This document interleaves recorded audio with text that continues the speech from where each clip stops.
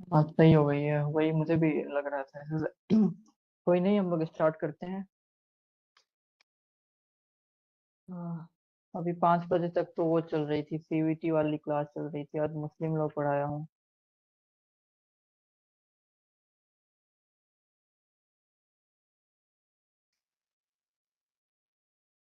हाँ, warrant trial और session trial में कोई ये है, कोई क्वेश्चन वगैरह है?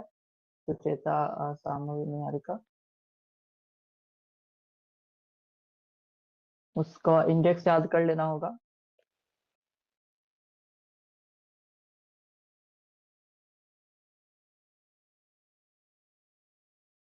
सेक्शन 272 भी हो गया था ना, एब्सेंस ऑफ कंप्लेनेंट।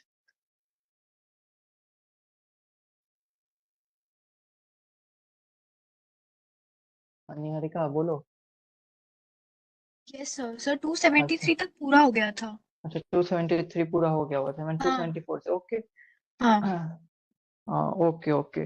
तो अब सम्मन ट्रायल स्टार्ट हम लोग करते हैं। दो हो गया है, सेशन ट्रायल और वारंट ट्रायल हो गया हुआ है। वारंट ट्रायल भी कौन करता है? मजिस्ट्रेट करता है। सम्मन भी मजिस्ट्रेट करेगा, समरी भी मजिस्ट्रेट करेगा। और सेशन ट्रायल जो करते हैं वो सेशन जज करते हैं, कोर्ट ऑफ सेशन करता है। बाकी सारे ट्रायल जो है वो सारे मजिस्ट्रेट करते हैं। तो अब समन ट्रायल तीसरा ट्रायल है। और ये जो है और लेस कॉम्प्लेक्स हो जाएगा वारंट के कंपैरिजन में। समन केसेस कौन से केसेस होते हैं जिनका पनिशमेंट कितना होता है? समन केसेस में पनिशमेंट कितना होता है? 2 साल। हाँ, 2 साल। सुचेता ने 2 साल बोला ना? जी सर। हाँ, 2 साल से कम या 2 साल। सर उससे ज्यादा या आजीवन या मृत्युदंड वारंट में चला जाएगा, वारंट। ओके सुचेता, बिल्कुल। मृत्युदंड और लाइफ इम्प्रिजनमेंट और 2+ जो होते हैं वो वारंट केसेस में चले जाते हैं। बाकी हो गया समन केसेस, तो समन में हो गया 2 से कम जो भी है वो समन हो गया। तो आइए स्टार्ट करते हैं इसका पहला सेक्शन से। मैंने पहले ही बताया हुआ है कि फॉर्मल चार्ज फ्रेम करना सेशन ट्रायल में जरूरी है, वारंट ट्रायल में जरूरी है। बट समन ट्रायल में और समरी ट्रायल में फॉर्मल चार्ज फ्रेम करना नहीं जरूरी है। ये क्वेश्चन पूछ लिए जाते हैं फिल्म से। तो इसमें जो है फॉर्मल चार्ज फ्रेम करना जरूरी नहीं है। बहुत सारी फॉर्मेलिटी कम होती चली जा रही है। कैसे वारंट में सेक्शन को मिक्स कर दिया गया है, जो जो सेशन ट्रायल में अलग अलग सेक्शन बनाए हुए थे उनको मिक्स कर दिया गया है, कम सेक्शन कर दिए गए हैं किसमें? वारंट ट्रायल में। सेशन उससे भी कम हो जाएगा, मतलब समन उससे भी कम हो जाएगा। और इसमें अब चार्ज भी नहीं फॉर्मली फ्रेम करना है। तो चार्ज नहीं फ्रेम करना है तो उसका अल्टरनेटिव कुछ तो करना होगा ना, ताकि चार्ज फ्रेम करने का पर्पस सर्व हो पाए। चार्ज फ्रेम करने का क्या पर्पस था कि एक्यूज को बताया जाए कि उसके खिलाफ क्या एक्यूजेशन लगे हैं, ताकि उसको जानकारी मिल पाए उसके अगेंस्ट एक्यूजेशन को, और वो अपना डिफेंस प्रिपेयर कर पाए। तो यहाँ भी बताया तो जाएगा ही कि क्या एक्यूजेशन उसके अगेंस्ट लगे हैं। बट तरीका उतना फॉर्मल नहीं रहेगा, इनफॉर्मल वे में भी चल जाएगा। जैसे लिखा हुआ है substance of accusation to be stated, ठीक है? Substance of accusation to be stated मतलब जो आरोप लग रहा है उसका सबस्टांस बताना है, स्टेट करना है, मतलब उसका क्रक्स बताना है कि क्या आरोप आप पे लग रहा है। तो when in a summon case the accused appears or is brought before the magistrate, the particulars of the offense of which he is accused shall be stated to him। मतलब जिस ऑफेंस के लिए स्टेट किया गया है, accused किया गया है उसको, उस ऑफेंस का जो डिटेल है उसको बताया जाएगा, उसका जो एसेंशियल्स है एक तरह का बताया जाएगा कि तुमको इस ऑफेंस के लिए एक्यूज किया गया हुआ है, इस सेक्शन में है, इस तरह का ऑफेंस है, इस नेचर का ऑफेंस है। जो उतने सारे फॉर्मेलिटी थे चार्ज फ्रेम करने में कि ये मेंशन करना है, फिर कब जो है टाइम प्लेस मेंशन करना है, कब जो मैनर मेंशन करना है, वो सारी फॉर्मेलिटी यहाँ पे नहीं है। अब but it shall not be necessary to frame a formal charge, इसको अंडरलाइन कर लीजिए, it shall not be necessary to frame a formal charge. क्योंकि एक लेस सीरियस ऑफेंस है तो इसका प्रोसीजर सिंपल बनाया जाएगा, क्विक डिस्पोजल किया जाएगा। तो हर चीज को थोड़ा सा मतलब लेस कॉम्प्लेक्स बनाने की कोशिश की गई है ताकि एक्सपीडियंटली सब कुछ चल सके। तो ये वाली लाइन इंपॉर्टेंट है, it shall not be necessary to frame a formal charge. Formal frame charge frame करना जरूरी नहीं है। क्या करना है? जो एक्यूजेशन का सबस्टांस है, उसके पार्टिकुलर्स हैं, उसके एसेंशियल्स है, उसको बता देना है एक्यूज पर्सन को।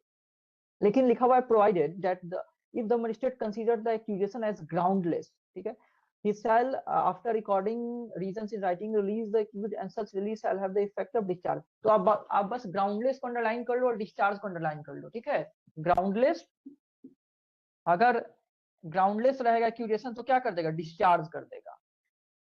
अगर एक्यूजेशन ग्राउंडलेस रहेगा तो डिस्चार्ज कर देगा। तो बस ग्राउंडलेस को अंडरलाइन कर लो और डिस्चार्ज को, ताकि डायरेक्ट देख के पता चले ग्राउंडलेस है तो डिस्चार्ज कर दिया जाएगा। यहाँ पे एक्विटल नहीं लिखा है, डिस्चार्ज लिखा हुआ है। तो अगर सम्मन केस में अगर एक्यूजेशन ग्राउंडलेस है तो क्या हो जाता है, पहले डिस्चार्ज कर दिया जाता है, क्योंकि डिस्चार्ज सारे ट्रायल में सबसे पहले डिस्चार्ज ही होता है, तभी तो उसके बाद अगर डिस्चार्ज नहीं करना होता है तो चार्ज फ्रेम किया जाता है। तो यहाँ पे फॉर्मल चार्ज तो फ्रेम करना नहीं है, लेकिन फिर भी जो एक्यूजेशन बताना है वो ही अगर ग्राउंडलेस है तो इसमें भी डिस्चार्ज हो जाता है। ठीक है, विदाउट यसी। No sir. हाँ, तो सेक्शन 274 में याद करने लायक जो है वो चीजें, 3 चीजें हैं। पहला वो हो गया कि फॉर्मल फ्रेम नहीं होता है चार्ज, फॉर्मल फ्रेम नहीं होता है चार्ज सम्मन केस में। दूसरा हो गया कि अगर ग्राउंडलेस है तो क्या कर दिया जाएगा, उसको डिस्चार्ज कर दिया जाएगा। यही 2 है, तीसरा कुछ नहीं है। तीसरा उसका इंडेक्स याद करना है, नाम याद करना है। 275 अब conviction on plea of guilt, ये भी सीक्वेंस में ही है। अब डिस्चार्ज कर दिया, अगर डिस्चार्ज कर दिया गया, अगर नहीं किया जाएगा डिस्चार्ज तो क्या उसको पूछा जाएगा कि हाँ गिल्ट कबूल कर लो अपना। तो if the accused pleads guilty the magistrate shall record the plea as nearly as possible in the words used by the accused. देखिए ये लिखा हुआ है as nearly as possible in the words used by accused, तो इसको underline कर सकते हैं। आप ध्यान में रखिएगा कि मजिस्ट्रेट अगर वो एक्यूज्ड प्लीड गिल्टी करता है, अपना जुर्म कबूल करता है, तो मजिस्ट्रेट को उसके बातों को रिकॉर्ड करना है, उसी के शब्दों में रिकॉर्ड करना है। जिन शब्दों का यूज करके वो बता रहा है उन्हीं शब्दों में कोशिश करनी है कि रिकॉर्ड करे। And may in his description as always conviction on the plea of guilt is always discretion of the judge or magistrate. It's not mandatory to convict if the accused person is ready to accept his guilt. ठीक है ना सांभवी?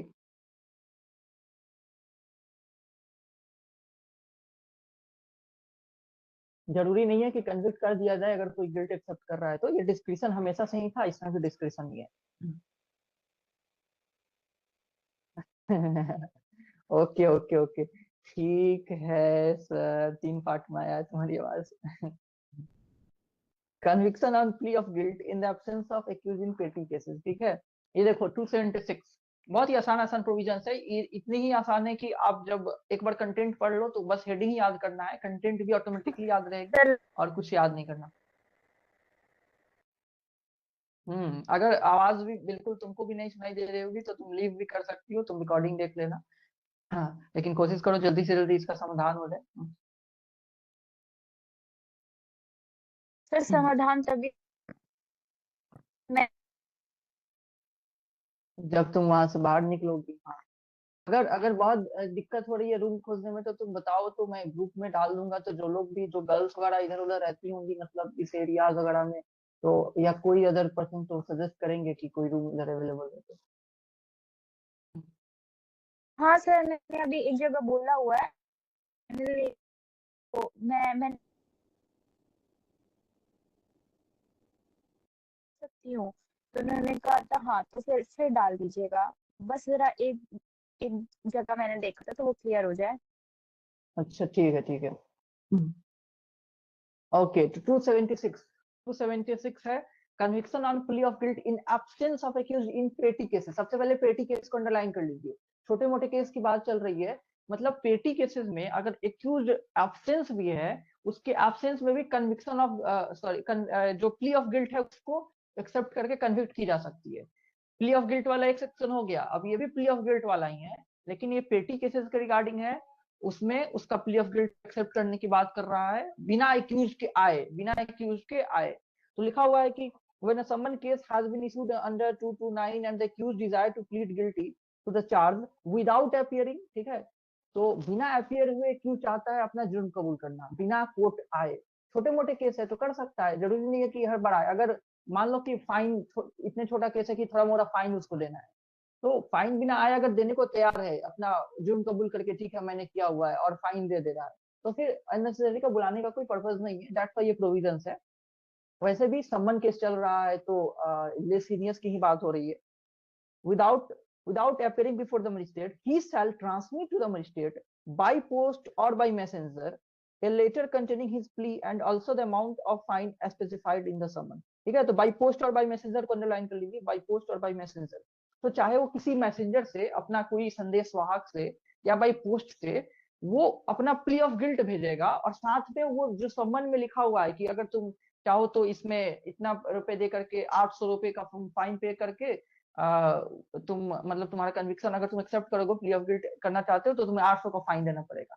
तो चाहे तो खुद ना आकर के वो मैसेंजर के थ्रू या पोस्ट के थ्रू वो अपना प्ली ऑफ गिल्ट, मैं जुर्म कबूल कर रहा हूँ, वो भेज सकता है, एंड साथ में वो फाइन का अमाउंट भी भेज सकता है कि इतना वो दे दिया फाइन। तो वो मजिस्ट्रेट के पास भेज देगा। अब जो है मजिस्ट्रेट क्या करेगा, वो सब सेक्शन 2 में लिखा हुआ है। तो मजिस्ट्रेट में इन हिज डिस्क्रिप्शन, अब मजिस्ट्रेट को लग रहा है कि नहीं इसका आना जरूरी है, इसको बुलाना जरूरी है, तो बुला भी सकता है। ठीक है, मजिस्ट्रेट को लग रहा है कि एक्सेप्ट कर लेता हूँ उसके एब्सेंस में, क्योंकि पेटी केसेस है और जितना फाइन इम्पोज मैं करने के लिए बोला था वो दे भी दिया है, तो उसको कन्विक्ट कर देगा वैसे ही। या उसको लग रहा है कि नहीं कि उसको बुलाना बहुत जरूरी है, तो उसको क्या कर लेगा, बुला भी लेगा। रिकॉर्डिंग तो स्टार्ट हुआ था ना। To and sentence him, convict the accused in his absence or his plea of guilty, and sentence him to pay the fine specified in the summon, and the amount transmitted by the accused shall be adjusted towards the fine। मतलब कि अभी तो उसको सम्मन भी भेजा हुआ था ना, सेंटेंस तो हुआ नहीं था पहले, तो अभी तक बस सम्मन इशू हुआ था। अब सम्मन में मेंशन था कि तुम 800 का फाइन तुम पे इम्पोज होगा अगर तुम प्ली ऑफ गिल्ट एक्सेप्ट कर लोगे, मतलब तुम अपनी जुर्म कबूल कर लोगे तो 800 का फाइन तुमको देना पड़ेगा। अब एक्यूज क्या किया कि वो एक्सेप्ट भी कर लिया और 800 फाइन भी भेज दिया। अब जज जो है वो कन्विक्ट तो करेगा ना, क्योंकि अभी तक कन्विक्ट नहीं किया हुआ है ना, अभी तक तो सम्मन बस इशू किया था और उसमें था कि हाँ अगर जुर्म कबूल कर लोगे तो 800 देना पड़ेगा। अब जज फॉर्मली इसको क्या करेगा, कन्विक्ट कर देगा, बिना एक्यूज क्या ही कन्विक्ट करेगा। और कन्विक्ट में कितना सेंटेंस इंपोज करेगा, 800 फाइन। और उस 800 फाइन जो उसको मिला हुआ है, सम्मन के थ्रू आया हुआ है, मतलब सम्मन के रिटर्न में जो भेजा हुआ है एक्यूज पर्सन ने बाई मैसेंजर या बाई पोस्ट, उसको एक्सेप्ट कर लेगा, उसमें एडजस्ट कर देगा कि हाँ एक्यूज ने 800 रुपया जो भेजा हुआ है मैं उस फाइन में एडजस्ट कर दे रहा हूँ, हो गया उसका सेंटेंस हो गया। ठीक है, तो जब सम्मन के रिप्लाई में जब एक्यूज, वन सेकेंड, ओके, सम्मन के रिप्लाई में जब एक्यूज अपने तरफ से पैसे भेज देगा तो मजिस्ट्रेट क्या करेगा, उस पैसे को एक्सेप्ट कर लेगा और उसको कन्विक्ट कर देगा। और कन्विक्ट करके कितना सजा उस पे देगा, वही जो सम्मन में मेंशन किया था, ताकि उतना ही फाइन भेजा हुआ है तो 800 का उस पे फाइन इंपोज कर देगा एज ए सेंटेंस, और 800 को उसको एडजस्ट कर देगा क्योंकि पैसे तो ऑलरेडी आ चुके हैं। ठीक है यसी, यस सर। ओके, तो यही प्रोसीजर है पेटी केसेस के लिए। किस केसेस के लिए, पेटी केसेस के लिए, मतलब छोटे मोटे केसेस के लिए। और the magistrate shall amount transmitted by the accused shall be adjusted towards the fine, or where an advocate authorized by the accused is in this behalf pleads guilty on the behalf of the accused, अगर advocate plead guilty करता है accused के behalf में, then magistrate shall record the plea as nearly as possible in the words used by the advocate and may in his discretion convict the accused on such plea and sentence him as requested। और कुछ नया बात नहीं लिखा हुआ है, बस advocate को भी एक राइट दे दिया कि एडवोकेट भी ये काम कर सकता है, मतलब एक्यूज का एडवोकेट भी कर सकता है कि मैं एक्यूज के बिहाफ में प्लीड गिल्टी कर रहा हूँ, वो अब बाकी सेम प्रोसीजर कर देगा, वही फाइन दे देगा, उस फाइन को एडजस्ट कर दिया जाएगा ऊपर की तरफ। तो 276 में बस लिखा हुआ है कि अगर पेटी केसेस है तो एक्यूज के एब्सेंस में भी उसका प्ली ऑफ गिल्ट को एक्सेप्ट किया जा सकता है। तो उसके लिए क्या प्रोसीजर है, जब सम्मन भेजी जाती है तो उसमें लिख दिया जाता है कि अगर तुम प्ली ऑफ गिल्ट करोगे तो तुमको इतना फाइन देना पड़ेगा अगर जुर्म कबूल कर रहे हो। तो अगर एक्यूज मान लेता है कि अपना जुर्म कबूल करने के लिए, तो वो साथ में उसको भेज देगा बाई मैसेंजर या बाई पोस्ट या बाई थ्रू एडवोकेट भेज देगा, थ्रू एडवोकेट, और वो लोग जाकर के क्या कर लेंगे वहां पे दिखा देंगे कि हाँ ये उसने जुर्म कबूला है और ये उसका फाइन रहा। जज साहब, मजिस्ट्रेट साहब क्या करेंगे, उसको कन्विक्ट कर देंगे उस ऑफेंस के लिए और उतना ही फाइन इंपोज करेंगे जितना उन्होंने लिखा था संबंध में, और उस फाइन को जो ऑलरेडी आ चुका है उसको एडजस्ट कर देंगे उस अमाउंट पे। ओके शाश्वत, यस सर। ओके, अब 277 दिया हुआ है, प्रोसीजर में नॉट कन्विक्टेड, मतलब अब प्ली ऑफ गिल्ट हो ही नहीं रहा है, अब कन्विक्ट ऐसे नहीं हुआ तो आगे क्या करेगा। 275 भी था प्ली ऑफ गिल्ट, 276 भी था प्ली ऑफ गिल्ट, बट क्या था, पेटी केसेस इन एब्सेंस, पेटी केसेस इन एब्सेंस। 277 हो गया, अब कन्विक्शन ही नहीं हो रही है प्ली ऑफ गिल्ट पर। कह रहा है कि if the magistrate does not convict the accused under 275 और 6, दोनों ही प्ली ऑफ गिल्ट की बात कर रहा था, the magistrate shall proceed to hear the prosecution, और प्रोसिक्यूशन एविडेंस ले लेगा and take all such evidence as may be produced in support of prosecution. ये सब हम लोग बार बार हर ट्रायल में मिल चुका है इस तरह की चीजें. And also to hear the accused to take all such evidence. बस प्रोसिक्यूशन एविडेंस लेने की बात की गई है सबसेक्शन 1 में कि अगर प्ली ऑफ गिल्ट नहीं होता है तो प्रोसिक्यूशन एविडेंस ले लेगा उनका. फिर कह रहा है सबसेक्शन 2 में the magistrate may if he thinks fit on the application of the prosecution or the accused issue a summon to witness. Witness को बुला लेगा, ये भी सारे में थे. विटनेस को या डॉक्यूमेंट या थिंग्स को बुला लेगा, मंगा लेगा समन इशू करके. सबसेक्शन 3 में है कि द मजिस्ट्रेट में before summoning any witness on such application require the reasonable expenses. और अगर एक्यूज की तरफ से बुला रहा है तो क्या करेगा, उसका पैसा एक्यूज से लेगा. Before summoning any witness on such application require that the reasonable expense of the witness incurred in attending for the proposal the trial be deposited in the court. अगर बुलाया जा रहा है, समन इशू किया जा रहा है, तो उसमें जो खर्च लगेंगे विटनेस को बुलाने में, उस खर्च को डिपॉजिट करवा लिया जाएगा पहले ही कोर्ट में, उसके बाद बुलाया जाएगा. किससे? एक्यूज्ड पर्सन से. एक्यूज्ड पर्सन से 277 दिया हुआ है नॉर्मल की जब conviction on plea of guilt नहीं हुआ तो एविडेंस लेने की बात की जा रही है. प्रोसिक्यूशन एविडेंस, फिर एक्यूज को बोल रहा है वो भी अपने विटनेस को बुला सकता है, डॉक्यूमेंट को बुला सकता है, दोनों ही साइड अपने डॉक्यूमेंट्स और विटनेस को बुला सकते हैं और उनका खर्चा ले लिया जाएगा. किससे? अगर एक्यूज बुला रहा है अपने विटनेसेस को तो एक्यूज से ले लिया जाता है. अब हो गया, अब दोनों साइड की एविडेंसेस भी हो गई, तो अब कन्विक्शन की या एक्विटल की बात की जाएगी. एक्विटल और कन्विक्शन. 278 हो गया एक्विटल और कन्विक्शन. तो लिखा हुआ है कि अगर नॉट गिल्टी फाइंड हो तो एक्विटल हो जाएगा if the magistrate upon taking the evidence refer to in 277 and such further evidence. कुछ इंपॉर्टेंट नहीं है, बस आपको सबसेक्शन 1 में है कि अगर वो accused find accused not guilty, अगर नॉट गिल्टी फाइंड होता है एक्यूज तो क्या हो जाएगा, एक्विटल का ऑर्डर रिकॉर्ड करेगा. Acquittal, not guilty then acquittal. Subsection 2 में है if the finds accused guilty, अगर गिल्टी फाइंड किया तो क्या कर देगा, pass sentence upon him according to, तो सेंटेंस पास कर देगा. सबसेक्शन 1 में नॉट गिल्टी के एक्विटल, सबसेक्शन 2 में गिल्टी तो सेंटेंस. सबसेक्शन 3 है a magistrate may under section 275 or 278 convict the accused of any offense triable under this chapter which from the facts admitted or proved he appears to have been committed, whatever may be the nature of the complaint or summon, if the magistrate is satisfied that the accused would not be prejudiced thereby. ये लिखा हुआ है कि चाहे complaint के समन का जो भी नेचर हो, अगर मजिस्ट्रेट को लग रहा है कि इस पर्सन का समन ट्रायल हो सकता है और समन ट्रायल के थ्रू कन्विक्शन हो सकता है तो वो करेगा. ये इससे फर्क नहीं पड़ता है कि समन इशू करने का क्या नेचर था या कंप्लेंट का क्या नेचर था, जो कंप्लेंट फाइल हुआ है उसका क्या नेचर था या समन का क्या नेचर था, किस नेचर का समन इशू हुआ था. जो अगर लग रहा है जज को, मतलब मजिस्ट्रेट को, कि उस एक्यूज पर्सन को समन ट्रायल के हिसाब से उसको ट्रायल हो सकता है और कन्विक्शन हो सकता है, वो कॉम्पिटेंट है करने के लिए, तो उसमें समन ट्रायल उसका कर सकता है और उसको सजा दे सकता है. तो सबसेक्शन 3 भी इंपॉर्टेंट है बिल्कुल भी. इन सब का बस हेडिंग इंपॉर्टेंट है. कंटेंट जो था वो 274 में था, बस 274 में था फॉर्मल फ्रेमिंग ऑफ चार्ज नहीं होगा और ग्राउंडलेस रहेगा तो डिस्चार्ज हो जाएगा. और 275 में मैंने अंडरलाइन बोला था as nearly as possible in the words used by accused रहेगा. 276 का हेडिंग से ही काफी है कि पेटी केसेस रहेगा तो उसके एब्सेंस में उसके एक्सेप्ट की जा सकती है और उसका प्रोसेस आप समझ ही चुके हैं, उससे जनरली क्वेश्चन नहीं बनते हैं प्रीलिम्स के.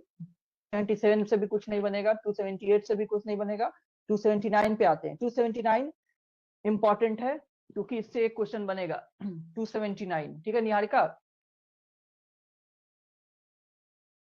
Yes sir. ओके 279.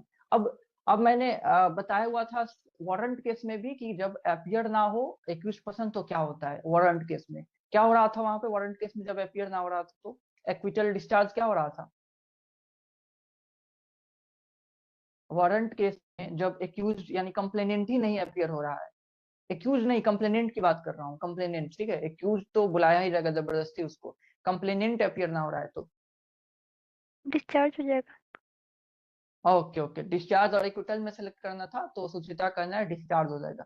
बिल्कुल डिस्चार्ज हो जाएगा, ठीक है डिस्चार्ज हो जाएगा. और मैंने बोला भी था कि इस बात की याद रखिएगा आप लोग क्योंकि समन में उसी केस में एक्विटल होने वाला है. ठीक है तो आइए देखते हैं 279 वेरी इंपॉर्टेंट. ठीक है नॉन अपीयरेंस और डेथ ऑफ कंप्लेनेंट. अगर कंप्लेनेंट ही नहीं आ रहा है या कंप्लेनेंट का डेथ हो गया है, डेथ की वजह से भी नहीं आ सकता या फॉर अदर रीजन भी वो आ नहीं रहा है, देन क्या होगा if the summon case has been if the summon has been issued on complaint and on the day appointed for the appearance of the accused or any day subsequent thereto to which the hearing may be adjourned, the complainant does not appear. इतना ही काम का भी तक मिला, the complainant does not appear. मतलब complainant नहीं आ रहा है, अपियर नहीं हो रहा है। जिस दिन भी उसको अपियर होना है वो कंप्लेनेंट अपियर नहीं हो रहा है। The magistrate shall word use है कि मजिस्ट्रेट क्या करेगा, आफ्टर गिविंग 30 डेज, देखिए 30 डेज को सबसे पहले अंडरलाइन कर लीजिए, 30 दिन का टाइम देगा कि आप अपियर हो जाइए, मौका देगा ना अपियर होने का। कौन नहीं आ रहा है, कंप्लेनेंट, ठीक है, कंप्लेनेंट नहीं आ रहा है। किस केस की बात हो रही है अब, सम्मन केस की बात हो रही है। तो सम्मन केस में कंप्लेनेंट जो है वो एब्सेंट है, तो उसको पहले 30 डेज का मौका दिया जाएगा कि 30 दिन के अंदर आप अपियर होइए। उसके बाद क्या कहते हैं, एक्विट कर दिया जाएगा। तो लिखा हुआ है कि shall give after giving 30 days time to the complainant to be present, 30 दिन का टाइम दिया जाएगा प्रेजेंट होने का। Then not returning anything here acquit the accused, तो एक्विट को अंडरलाइन कर लीजिए, लिख लीजिए, याद कर लीजिए, यकीन याद होना चाहिए। उसके बाद क्या कर देगा, एक्विट कर देगा, नॉट डिस्चार्ज, ठीक है, एक्विट कर देगा, एक्विटल हो जाएगी। समन केस में अगर कंप्लेनेंट नहीं अपियर हो रहा है, जब उसको अपियर होना है तो 30 दिन का टाइम दे करके, अगर वो ना अपियर हो फिर भी, तो एक्यूज पर्सन को एक्विट कर दिया जाता है। और एक्विटल डिस्चार्ज में फर्क होता है, आपको पता ही है, कई बार बता चुका हूँ। तो एक्विटल हो जाएगा। यही सिचुएशन में वारंट केस में डिस्चार्ज हो रहा था, एक्विटल नहीं हो रहा था, क्योंकि वो हीनियस केस होता है वारंट केस। यहाँ लेस, अब मैटर भी बड़ा नहीं है और कंप्लेनेंट भी नहीं आ रहा है, तो एक्विट को क्यों अननेसेसरी परेशान करना, उसको कंप्लीट एग्जाम्पशन दे दिया, मतलब उसको एक्विटल हो जा रहा है, उसको मुक्त कर दिया गया। और क्योंकि वो वारंट केस मोर हीनियस होते हैं, उसमें जो एक्यूज को रिलीफ दिया जा रहा है वो डैटमस नहीं दिया जा रहा है, उसको डिस्चार्ज किया जा रहा है, ठीक है। तो यहाँ पे एक्विटल याद रहेगा ना, यस्सी, शाश्वत, Niharika, Sucheta, Sambhavi.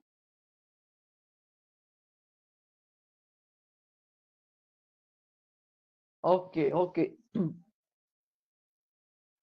unless for some other reason he thinks it proper to adjourn the hearing of the case to some other day, ठीक है। अगर कोई अदरवाइज रीजंस लग रहा है मजिस्ट्रेट को कि उसको पोस्टपोन कर ही देना चाहिए।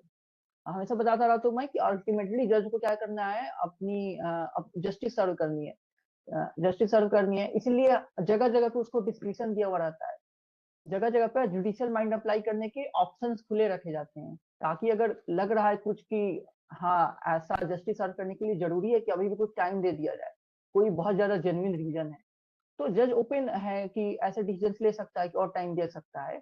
और अगर स्ट्रिक्टली अगर ये कर दिया जाए, सारे चीजों को मैनेज किया जाए, तो कई बार हो सकता है कि जज को दिख रहा है चीजें कि हाँ ये जस्टिस सर्व नहीं हो रही है, कुछ इससे मिसकैरेज हो रही है जस्टिस की, फिर भी उसको करना पड़ेगा, just because he is bound by the letters of the law.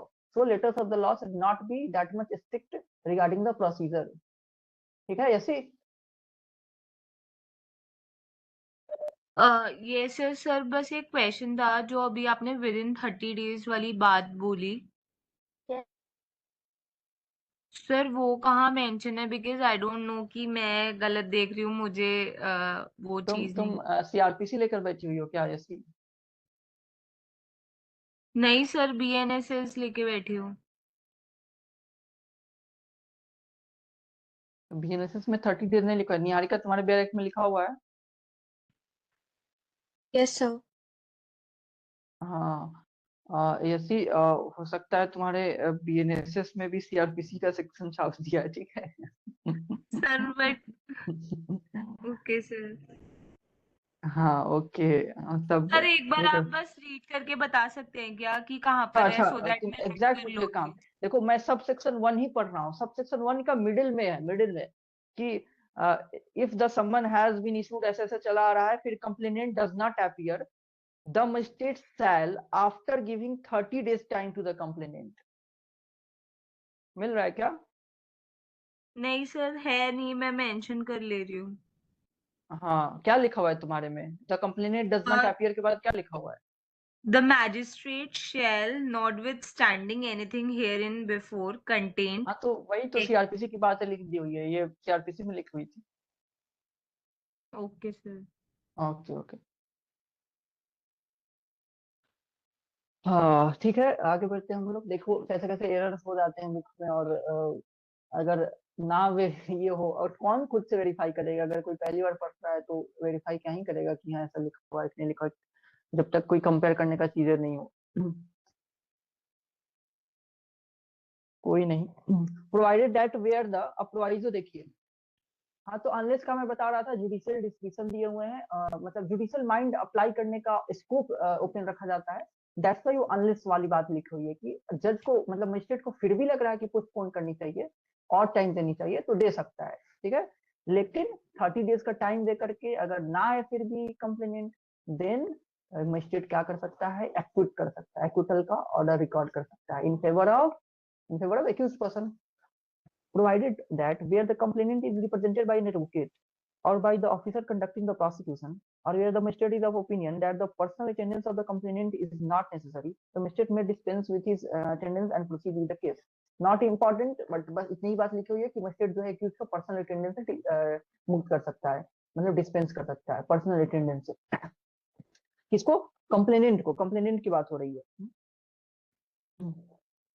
Complainant को पर्सनल अटेंडेंस से डिस्पेंस किया जा सकता है, मतलब कि उसी के आने की बात हो रही थी कि वो ना आए तो क्या हो जाएगा। अब वो परमिशन लेकर अगर नहीं आ रहा है, अगर उसका वकील जो है वो बोल रहा है कि हाँ इस वजह से वो नहीं आ पा रहा है, उसका कोई वकील भी है अपना और वो बोल रहा है कि इस वजह से नहीं आ पा रहा है, तो उसको डिस्पेंस किया जा सकता है। हाँ, बट बिल्कुल भी नहीं है, कोई खबर ही नहीं है, कंप्लेनेंट ने कंप्लेन करके अब खबर ही नहीं है, तब वो बात की गई थी, ठीक है। तो डिस्पेंस किया जा सकता है पर्सनल अटेंडेंस से, अगर उसका एडवोकेट ऐसा चाह रहा है तो, अगर मजिस्ट्रेट को लग रहा है कि ऐसा करना कोई गलत नहीं होगा तो। सबसेक्शन 2 लिखा है, the provision of subsection 1 shall so far as may be apply where the non appearance of the death, last word death है, डेथ को अंडरलाइन कर लो कि डेथ के केस में भी ये अप्लाई होगा, मतलब एब्सेंस का रीजन अगर डेथ भी है तो भी ये अप्लाई होगा। एब्सेंस का रीजन अगर डेथ है तो भी सबसेक्शन 1 अप्लाई होगा, मतलब क्या, एक्विटल हो सकती है। अगर एक कंप्लेनेंट की डेथ ही हो गई है, डेथ की वजह से वो नहीं आ पा रहा है, देन क्या कर सकता है जज, मतलब मजिस्ट्रेट एक्विट कर सकता है, ठीक है। तो 279 में सबसे बड़ी बात याद रखने वाली यही है कि एब्सेंस हो, एब्सेंस का कारण जो भी हो, अगर वो 30 दिन के और टाइम देगा, 30 दिन के अंदर ना आए तो उसको एक्विट कर देगा, नॉट डिस्चार्ज। अब 280 आते हैं, withdrawal of complaint. 280 withdrawal of complaint. Withdrawal of complaint, complaint जो कंप्लेनेंट ने कंप्लेंट फाइल किया हुआ है उसको विथड्रॉल करने का भी ऑप्शन दिया गया है, विथड्रॉ कर सकता है। लिखा हुआ है इफ अ कंप्लेनेंट, कंप्लेंट से ही पता चल रहा है किस केस की बात हो रही है, कंप्लेंट केस की बात हो रही है। Complainant at any time before a final order is passed in any case under this chapter satisfies the magistrate that there are sufficient grounds for permitting him to withdraw his complaint against the accused, or if there are more than one accused against all, unnecessary की बातें लिखी हुई है, बस है ना कि अगर लग रहा है कि विथड्रॉ किया जा सकता है तो magistrate may permit him to withdraw the same, तो मजिस्ट्रेट परमिट कर सकता है, लिखा हुआ है मे परमिट, यानी कि परमिट कर भी सकता है, नहीं भी कर सकता है। अगर कंप्लेनेंट को लग रहा है कि विथड्रॉ किया जा सकता है तो विथड्रॉ के लिए बोल सकता है मजिस्ट्रेट को, कंप्लेनेंट बोलेगा, कंप्लेनेंट जिसने कंप्लेंट केस फाइल किया है वही विथड्रॉ करेगा ना, वापस लेगा। तो किससे वो रिक्वेस्ट करेगा कि मजिस्ट्रेट से ऐसी सिचुएशन बनी है कि विथड्रॉ कर लूं तो ज्यादा अच्छा है, तो मजिस्ट्रेट अगर चाहे तो विथड्रॉल ग्रांट कर सकता है कि तुम विथड्रॉ कर लो। और उस विथड्रॉल का इफेक्ट क्या होगा, उस विथड्रॉल का इफेक्ट एक्विटल होगा। एक्विट वर्ड को आप लोग अंडरलाइन कर लीजिए, एक्विट, या लिख लीजिए विथड्रॉल का इफेक्ट होगा acquittal. And shall thereupon acquit the accused against whom the complaint is so withdrawn, accused को एक्विट कर दिया जाएगा, एक्यूज को एक्विट कर दिया जाएगा, ठीक है Niharika? Yes, sir. Okay okay. तो कंप्लेंट विथड्रॉ कर सकता है समन केस में कौन, कंप्लेनेंट, और विथड्रॉ करेगा तो उसका मतलब क्या हो गया, उसका मतलब एक्विटल हो जाएगा, एक्विटल हो जाएगा। अब power to stop proceeding in certain cases 281, ठीक है, power to stop proceeding in certain cases, ये 280 281 ये सब इंडेक्स वाइज बहुत इंपॉर्टेंट सेक्शन है, बहुत पूछे जाते हैं एग्जाम में, इसका इंडेक्स की कहाँ है विथड्रॉल, कहाँ है पावर टू स्टॉप प्रोसीडिंग। तो इसमें देखिए लिखा हुआ है in summon case instituted otherwise than on complaint, बहुत इंपॉर्टेंट है ये वाली बात, इसको अंडरलाइन कीजिए, लिख लीजिए कहीं भी, summon case instituted otherwise than on complaint, इसका क्या मतलब हो गया, कंप्लेंट के अलावा किसी तरह से स्टार्ट हुआ है। तो किस चीज की बात हो रही है, प्राइमरली कैसे स्टार्ट हुआ होगा, अगर कंप्लेंट में नहीं स्टार्ट हुआ होगा तो कैसे स्टार्ट हुआ होगा प्रोसीडिंग, केस कैसे फाइल हुई होगी।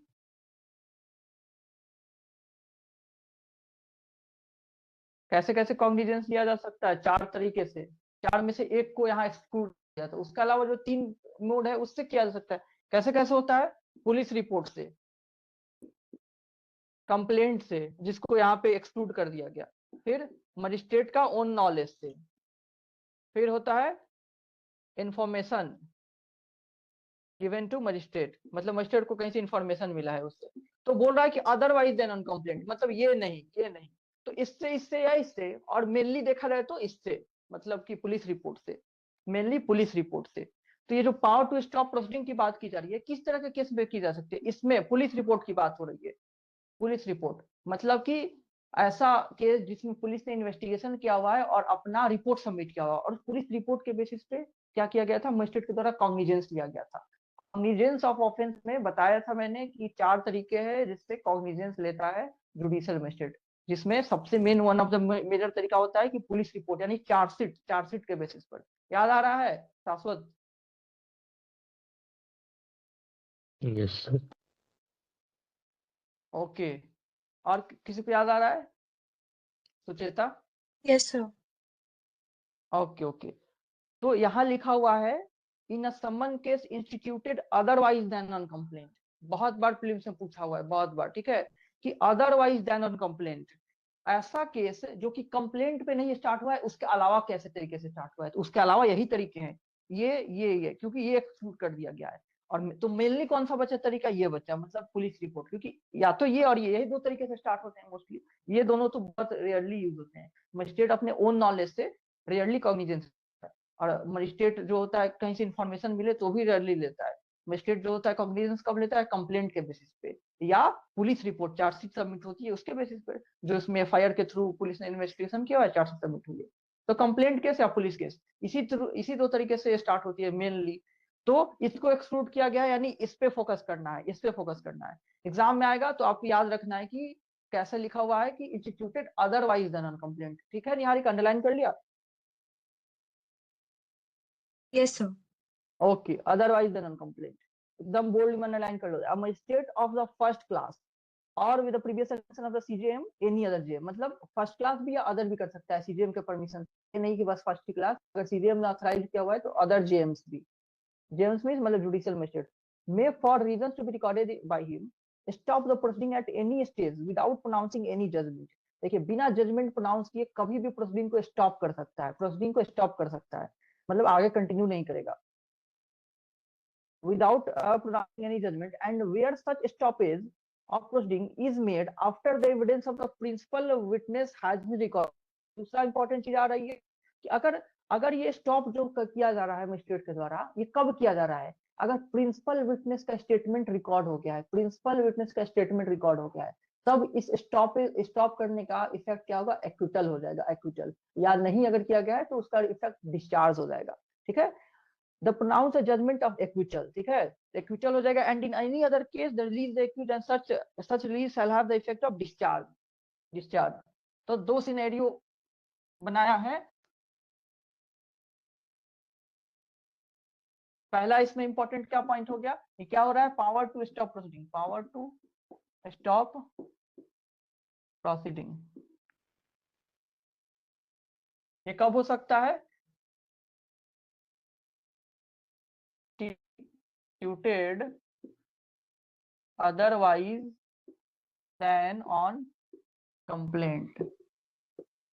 ऐसा केस जो कि कंप्लेंट के अलावा अदरवाइज लिखा हुआ है, ऑन मत समझ लेना, कंप्लेंट पे नहीं, कंप्लेंट के अलावा, तो प्राइमरली ऑन पुलिस रिपोर्ट की बात की जा रही है।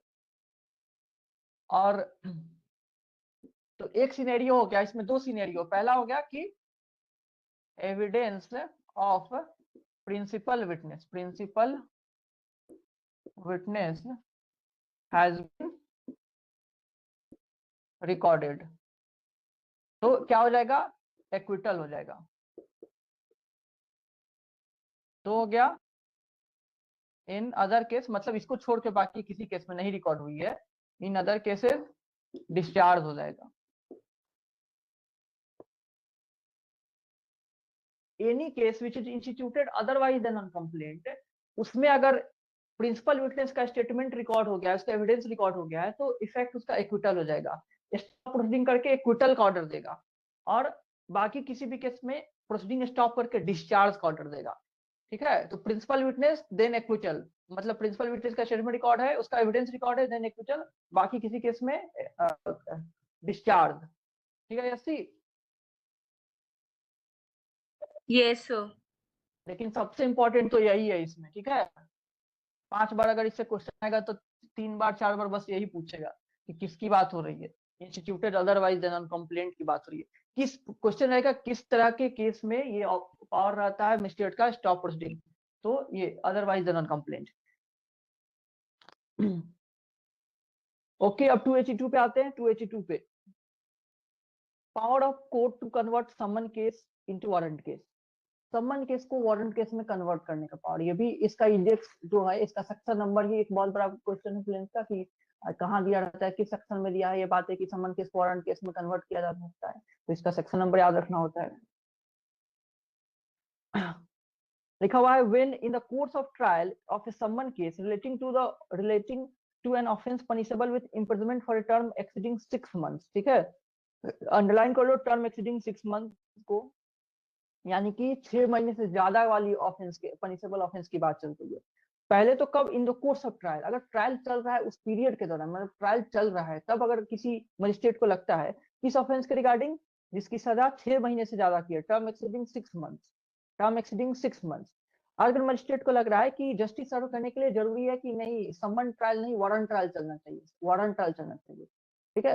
वारंट जो होता है वो मोर कॉम्प्लेक्स होता है देन समन, क्योंकि वो हीनियस क्राइम्स के लिए होता है।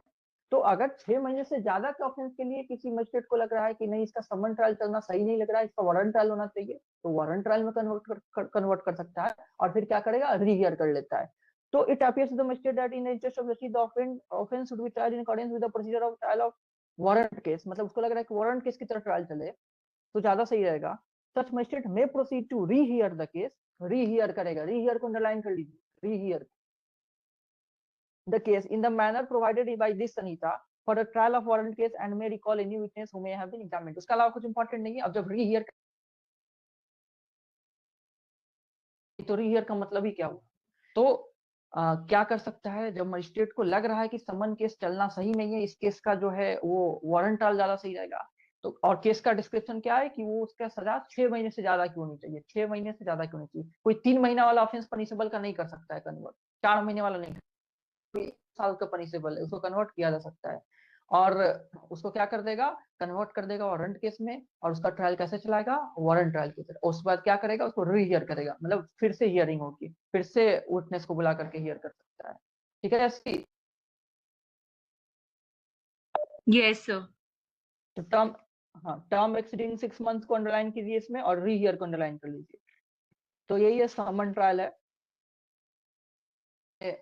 इंडेक्स के अलावा बहुत कम ही चीजें हैं जो आपको याद रखनी है, जो मैंने बस अंडरलाइन करवाया उतनी ही याद रखनी है, बाकी जो कंटेंट है वो हेडिंग से ही समझ में आएगी, और उसके अलावा कुछ याद नहीं करना होता है इसमें। इंडेक्स जरूर याद होनी चाहिए, मतलब सारा सेक्शन, किस सेक्शन में क्या है, किस सेक्शन में किस सेक्शन का हेडिंग क्या है, ठीक है, वो तो उस पर बहुत क्वेश्चन बनती है। अब आएगा समरी ट्रायल। अभी सबसे छोटा ट्रायल, मतलब इसमें जो है एकदम कॉम्प्लेक्स नहीं है प्रोसीजर, बिल्कुल भी सिंपल प्रोसीजर रखा क्या है, किसको, समरी ट्रायल को।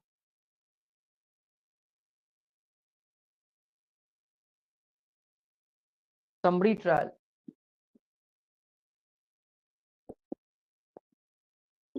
ये चारों में सिंपलेस्ट है, ठीक है, चारों में सिंपलेस्ट, चारों में सिंपलेस्ट ट्रायल है। इसका जो प्रोसेस होता है एकदम कॉम्प्लेक्स नहीं होता है, एकदम सिंपल मैनर में जाता है, बहुत कोई फॉर्मेलिटी नहीं है, सब कुछ कैजुअली चलता है। कुछ चीजें रिकॉर्ड कर लेनी है, कुछ चीजें नोट डाउन करनी है, जजमेंट भी बहुत ज्यादा फॉर्मल देना नहीं है, बस कुछ चीजें रिकॉर्ड करनी होती है। देखते हैं, लिखा हुआ है पावर टू ट्राई समरली, इसका 283 बहुत इंपॉर्टेंट है क्योंकि इसी में बताया गया है मोस्टली सारी चीजें, ठीक है। पावर टू ट्राई समरली मतलब कि समरी ट्राई करने का पावर किसको है और किस केस में है। समरी ट्रायल करने का पावर किसको है और किस केस में है, मतलब किस केसेस का समरी ट्रायल हो सकता है और कौन सा कोर्ट समरी ट्रायल कर सकता है, ये दोनों ही बातें लिखी गई है 283 में। ओके ऐसी,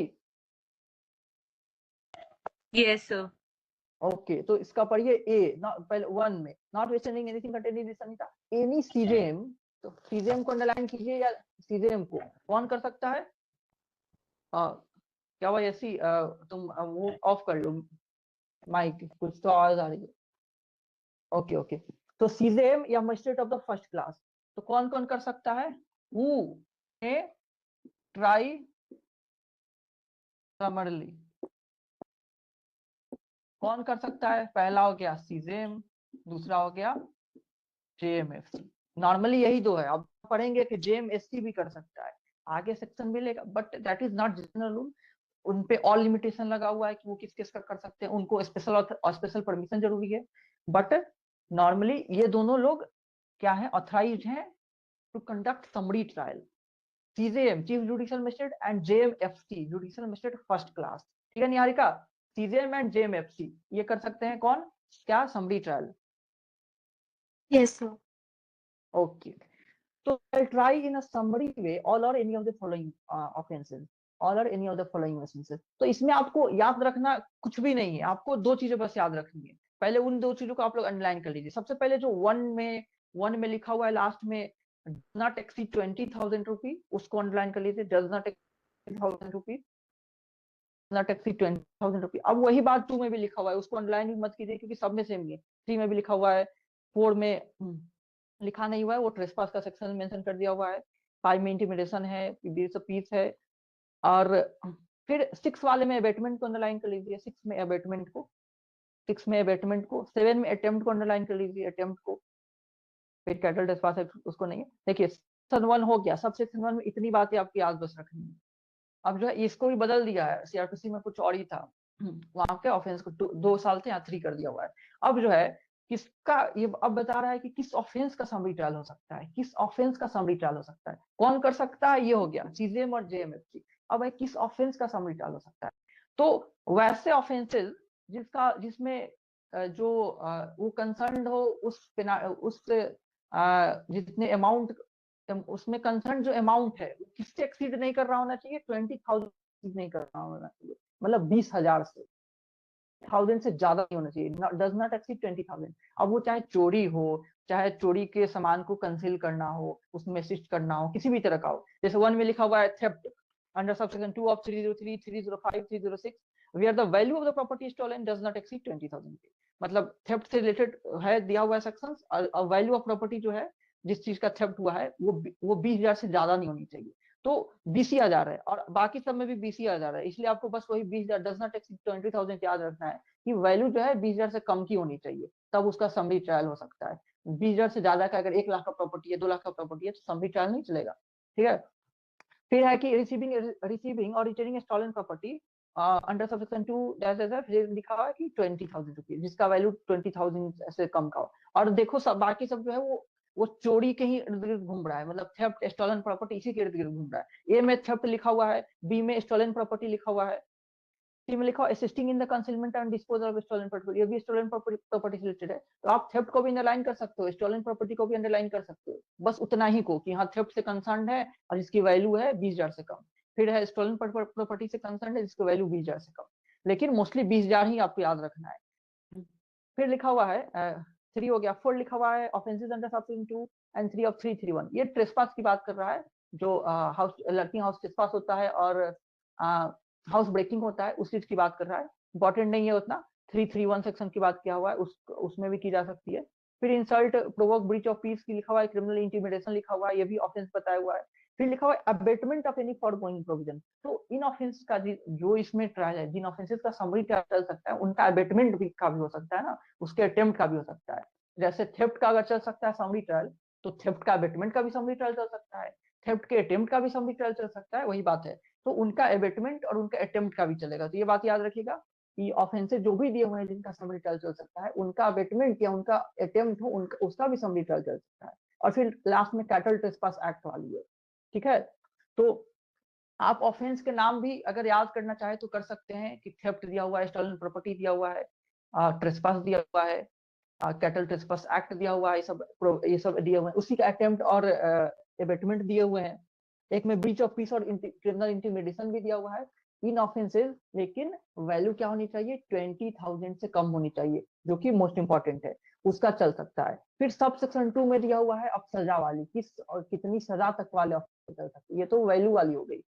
लिखा है द मजिस्ट्रेट में after giving the accused of reasonable opportunity of being heard for reasons to be recorded in writing, try in a summary way all और any of the offence not punishable with, जिसकी सजा क्या नहीं होगी, death, तो death को underline कर लीजिए, life and term exceeding 3 year, ठीक है, डेथ, लाइफ या 3+, इसका नहीं होगा समरी ट्रायल, डेथ का, लाइफ का 3+ है, इसका नहीं होगा समरी ट्रायल, इससे जो बचे हुए हैं यानी 3 से कम हो गया बचा हुआ, उसका चल सकता है summary trial.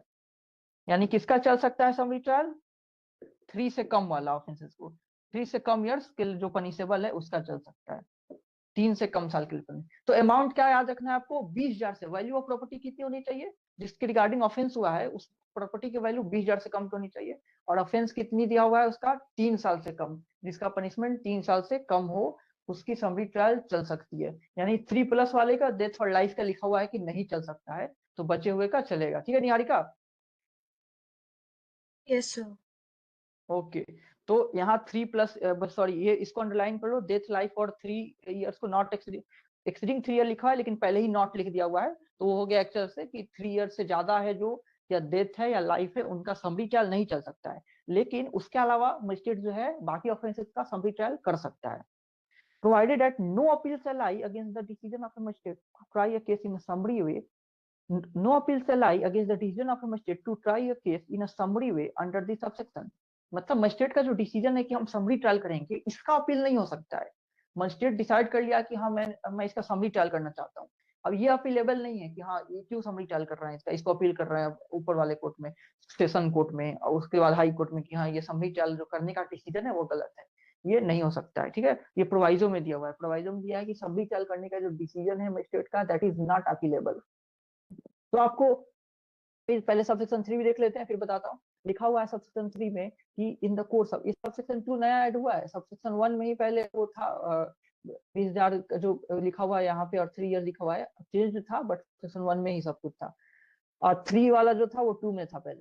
When in the course of, अगर समरी ट्रायल करते हुए अगर लग रहा है जज को, मतलब मजिस्ट्रेट को, कि समरी ट्रायल करना सही नहीं लग रहा है, और मतलब समरी डिस्पोजल करना सही नहीं लग रहा है, तो कैसे डिस्पोज करेगा, फिर जो अदर वे दिया हुआ है, जैसे दिया हुआ है जो बाकी में आते हैं, अगर वारंट केस में आ रहा है तो वारंट ट्रायल, समन केस में आ रहा है तो समन ट्रायल, तो बाकी तरह से जो सीआरपीसी में दिए हुए हैं ट्रायल, क्योंकि समरी में तो इसका अलग ही बना दिया हुआ है, यही ऑफेंसेस तो बाकी में भी जा सकते हैं ना।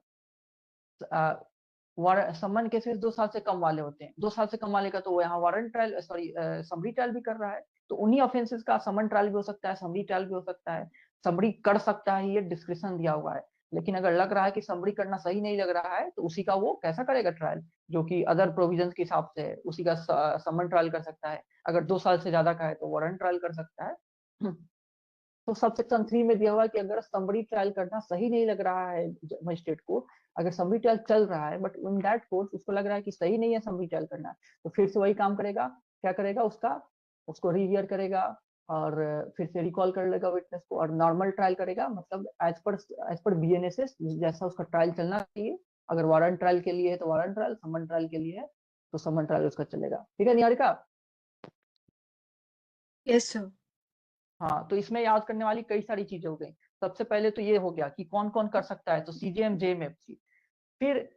फिर हो गया कि क्या वैल्यू ऑफ प्रॉपर्टी क्या होनी चाहिए, नॉट एक्सीडिंग 20,000, नॉट एक्सीडिंग 20,000। आप ऑफेंस का नाम याद कर सकते हैं जो लिखा हुआ है, थेफ्ट, स्टॉलन प्रॉपर्टी, इस तरह का क्रिमिनल इंटिमिडेशन वाले, ब्रीच ऑफ पीस वाला है वो सब, कि कौन कौन सी उसका अटेम्प्ट हो गया, अबेटमेंट हो गया, कैटल ट्रेसपास एक्ट, इस तरह का ऑफेंस का नाम मेंशन है। बट उस पे क्वेश्चंस रियरली ही आते हैं कि कौन सा ऑफेंस का हो सकता है, और आएंगे भी तो थेफ्ट ध्यान में रहता है कि इसमें वैल्यू जहाँ पे कंसर्न की बात है तो ऑटोमेटिकली थेफ्ट स्टोलन प्रॉपर्टी ही सबसे मेन होता है, वो होता है। लेकिन ये याद रखना बिल्कुल जरूरी है, 20,000 से कम। और ये सबसेक्शन 2 में लिखा हुआ है कि किस ऑफेंस का समरी ट्रायल नहीं चलेगा, तो ऐसा ऑफेंस जिसकी सजा डेथ पेनल्टी हो, या लाइफ इंप्रिजनमेंट हो, या 3 साल से ज्यादा के लिए पनिशेबल हो। तो यानी कि 3 साल से जो कम के लिए पनिशेबल है उसका समरी ट्रायल चल सकता है, ठीक है। अब हो गया 284, summary trial by magistrate of the second class. अब जेएमएफसी को भी पावर दिया, सॉरी जेएमएसटी को भी पावर दिया हुआ है कि वो समरी ट्रायल कर सकता है। जेएमएसटी, यहाँ एफसी तक ही था, अब जेएमएसटी को भी दिया हुआ है पावर कि वो समरी ट्रायल कर सकता है। अब लिखा हुआ है कि हाईकोर्ट में confer on any magistrate invested with the power of a magistrate of the second class to try summarily any offence which punishable only with fine, with imprisonment for a term not exceeding 6 months, with or without fine, and the abatement or attempt of any such offence. ठीक है, इस list में अब हम लोग जेएमएसटी को भी अब इंक्लूड कर देते हैं। ठीक है, ये जो है इनको ऑलरेडी बीएनएसएस द्वारा ऑथराइज किया गया है, इनको बीएनएसएस द्वारा ऑथराइज किया गया है, लेकिन जेएमएसटी जो है वो कौन ऑथराइज होगा? इफ एम्पावर्ड बाय या authorised bye high court. High court, ये भी याद होनी चाहिए, इसको ऑथराइज कर सकता है, हाई कोर्ट करेगा। इफ जेएमएसटी भी लिस्ट में शामिल हो गया, ये भी समरी ट्रायल कर सकता है if empowered by high court, अगर हाई कोर्ट के द्वारा एम्पावर्ड। ऑफेंस का कर सकता है तो बस फाइन वाला पनिशेबल के लिए, या जो 6 मंथ से कम हो, 6 मंथ से कम हो जिसकी सजा, उसके लिए बस कर सकता है। वैसा ऑफेंस जिसकी सजा 6 मंथ से कम हो, माइनस मतलब कम हो, या जिसकी सजा ओनली फाइन हो। कई सारे ऑफेंस ओनली फाइन होता है। ठीक है, 6 मंथ से कम में फाइन भी हो सकता है ना, सजा के साथ भी फाइन होते हैं। बस फाइन हो या फाइन एंड 6 मंथ से कम की सजा हो, उसका जेएमएसटी समरी ट्रायल कर सकता है। तो जेएमएसटी से रिलेटेड 6 मंथ याद रखना है और हाई कोर्ट याद रखना है, या ओनली फाइन भी रहता है। ठीक है ना? यसी, सुचेता, शाश्वत, यस सर। ओके। और लिखा हुआ है अटेम्प्ट एबेटमेंट, ये यहाँ भी आ गया साथ में कि अगर इनका करेगा जो भी ऑफेंस है जिसके सजा 6 मंथ से कम, तो उसका अटेम्प्ट या एबेटमेंट का भी कर सकता है, जो उसमें भी था। ये हर जगह होता है कि हाँ, जिस चीज को ट्राई करने का जिसको पावर होता है उसके अटेम्प्ट या एबेटमेंट का भी होता है। ठीक है, जिस ऑफेंस का पावर जिसको दिया जाता है ट्राई करने का, उसके एबेटमेंट या अटेम्प्ट का भी रहता है, ऐसे हर जगह मिलता है। तो जेएमएससी भी समरी ट्रायल कर सकता है, हाँ कर सकता है, लेकिन उसका ऑथराइजेशन जो है वो बीएनएसएस से नहीं मिला हुआ है। बीएनएसएस के थ्रू ये बस बताया गया है कि उसको ऑथराइज कर सकता है हाई कोर्ट। तो JMSC can do summary trial if specially empowered by high court and for only that offenses which are punishable only with fine or for offenses which is for which punishment is not exceeding 6 months। 6 months से ज्यादा सजा नहीं है उसका। चलिए आते हैं 285 में। 285 में प्रोसीजर फॉर समरी ट्रायल। अब समरी ट्रायल का प्रोसीजर क्या होगा? बहुत ही सिंपल प्रोसीजर होगा। लिखा हुआ है कि in trials under this chapter the procedure specified in this Sanhita for trial of a summon case shall be followed except as hereinafter mentioned. ठीक है, तो प्रोसीजर समन केस की तरह होगा, लेकिन एक्सेप्ट लिखा हुआ है जो आगे हम मना कर दिए हैं उसमें नहीं। तो आगे की चीजें जो लिखी हुई हैं वो तो जो यहाँ लिखी हुई है वो फॉलो की जाएंगी। तो नॉर्मली होगा क्या, प्रोसीजर क्या होगा? Procedure like summon case, like summon case, but कुछ एक्सेप्शन है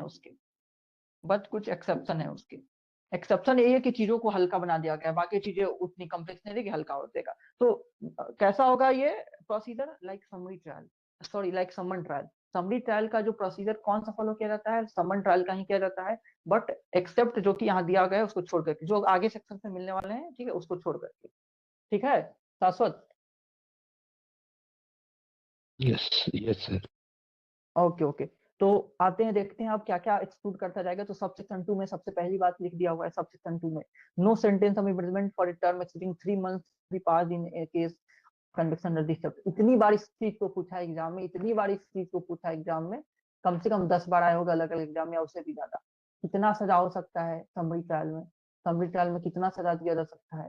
तो 3 महीने से ज्यादा का नहीं दिया जा सकता है, 3 महीने से ज्यादा का नहीं दिया जा सकता। अंडरलाइन कर लीजिए, दिमाग में छाप लीजिए इस बात को। Not exceeding for a term exceeding 3 month नहीं हो सकता, मतलब नॉट एक्सीडिंग 3 मंथ। एक सजा जो होगा 3 महीने से कम की दी जा सकती है, ज्यादा की नहीं। तो no sentence of imprisonment for a term exceeding 3 month shall be passed in conviction under this chapter. मतलब समरी ट्रायल के अंडर किसी का कन्विक्शन होता है तो 3 महीने से ज्यादा का सजा नहीं दिया जा सकता है। ठीक है निहारिका? 3 महीने से Yes, कम sir. का ही दिया जाएगा सजा। ओके, एकदम याद रखना है इस चीज को, 3 महीने से। इसमें बहुत कम ही चीज है ये समरी ट्रायल में, और लेकिन इससे क्वेश्चंस आ जाते हैं, जैसे कि कौन कौन ट्रायल कर सकता है, ये कब करेगा, जेएमएसटी कब करेगा, ये 6 महीने वाली बात, या किस ऑफेंस के लिए चलेगा, जो कि मैंने बताया 3 साल से कम के लिए पनिशेबल हो या 20,000 से कम, इस चीज पे। और अभी जो आ रही है नहीं, ये वाले प्रोसीजर वाले पे नहीं, लेकिन ये जो है 3 मंथ का सजा, ये चीज पे, इतना ही पे क्वेश्चन बहुत बड़े बने हुए हैं। तो 3 मंथ्स, नॉट एक्सीडिंग 3 मंथ, सजा 3 महीने से ज्यादा की नहीं हो सकती है। अब 286 देखते हैं, रिकॉर्ड इन सम ट्रायल, नहीं इंपॉर्टेंट है उतना, आइए लेकिन देख लेते हैं।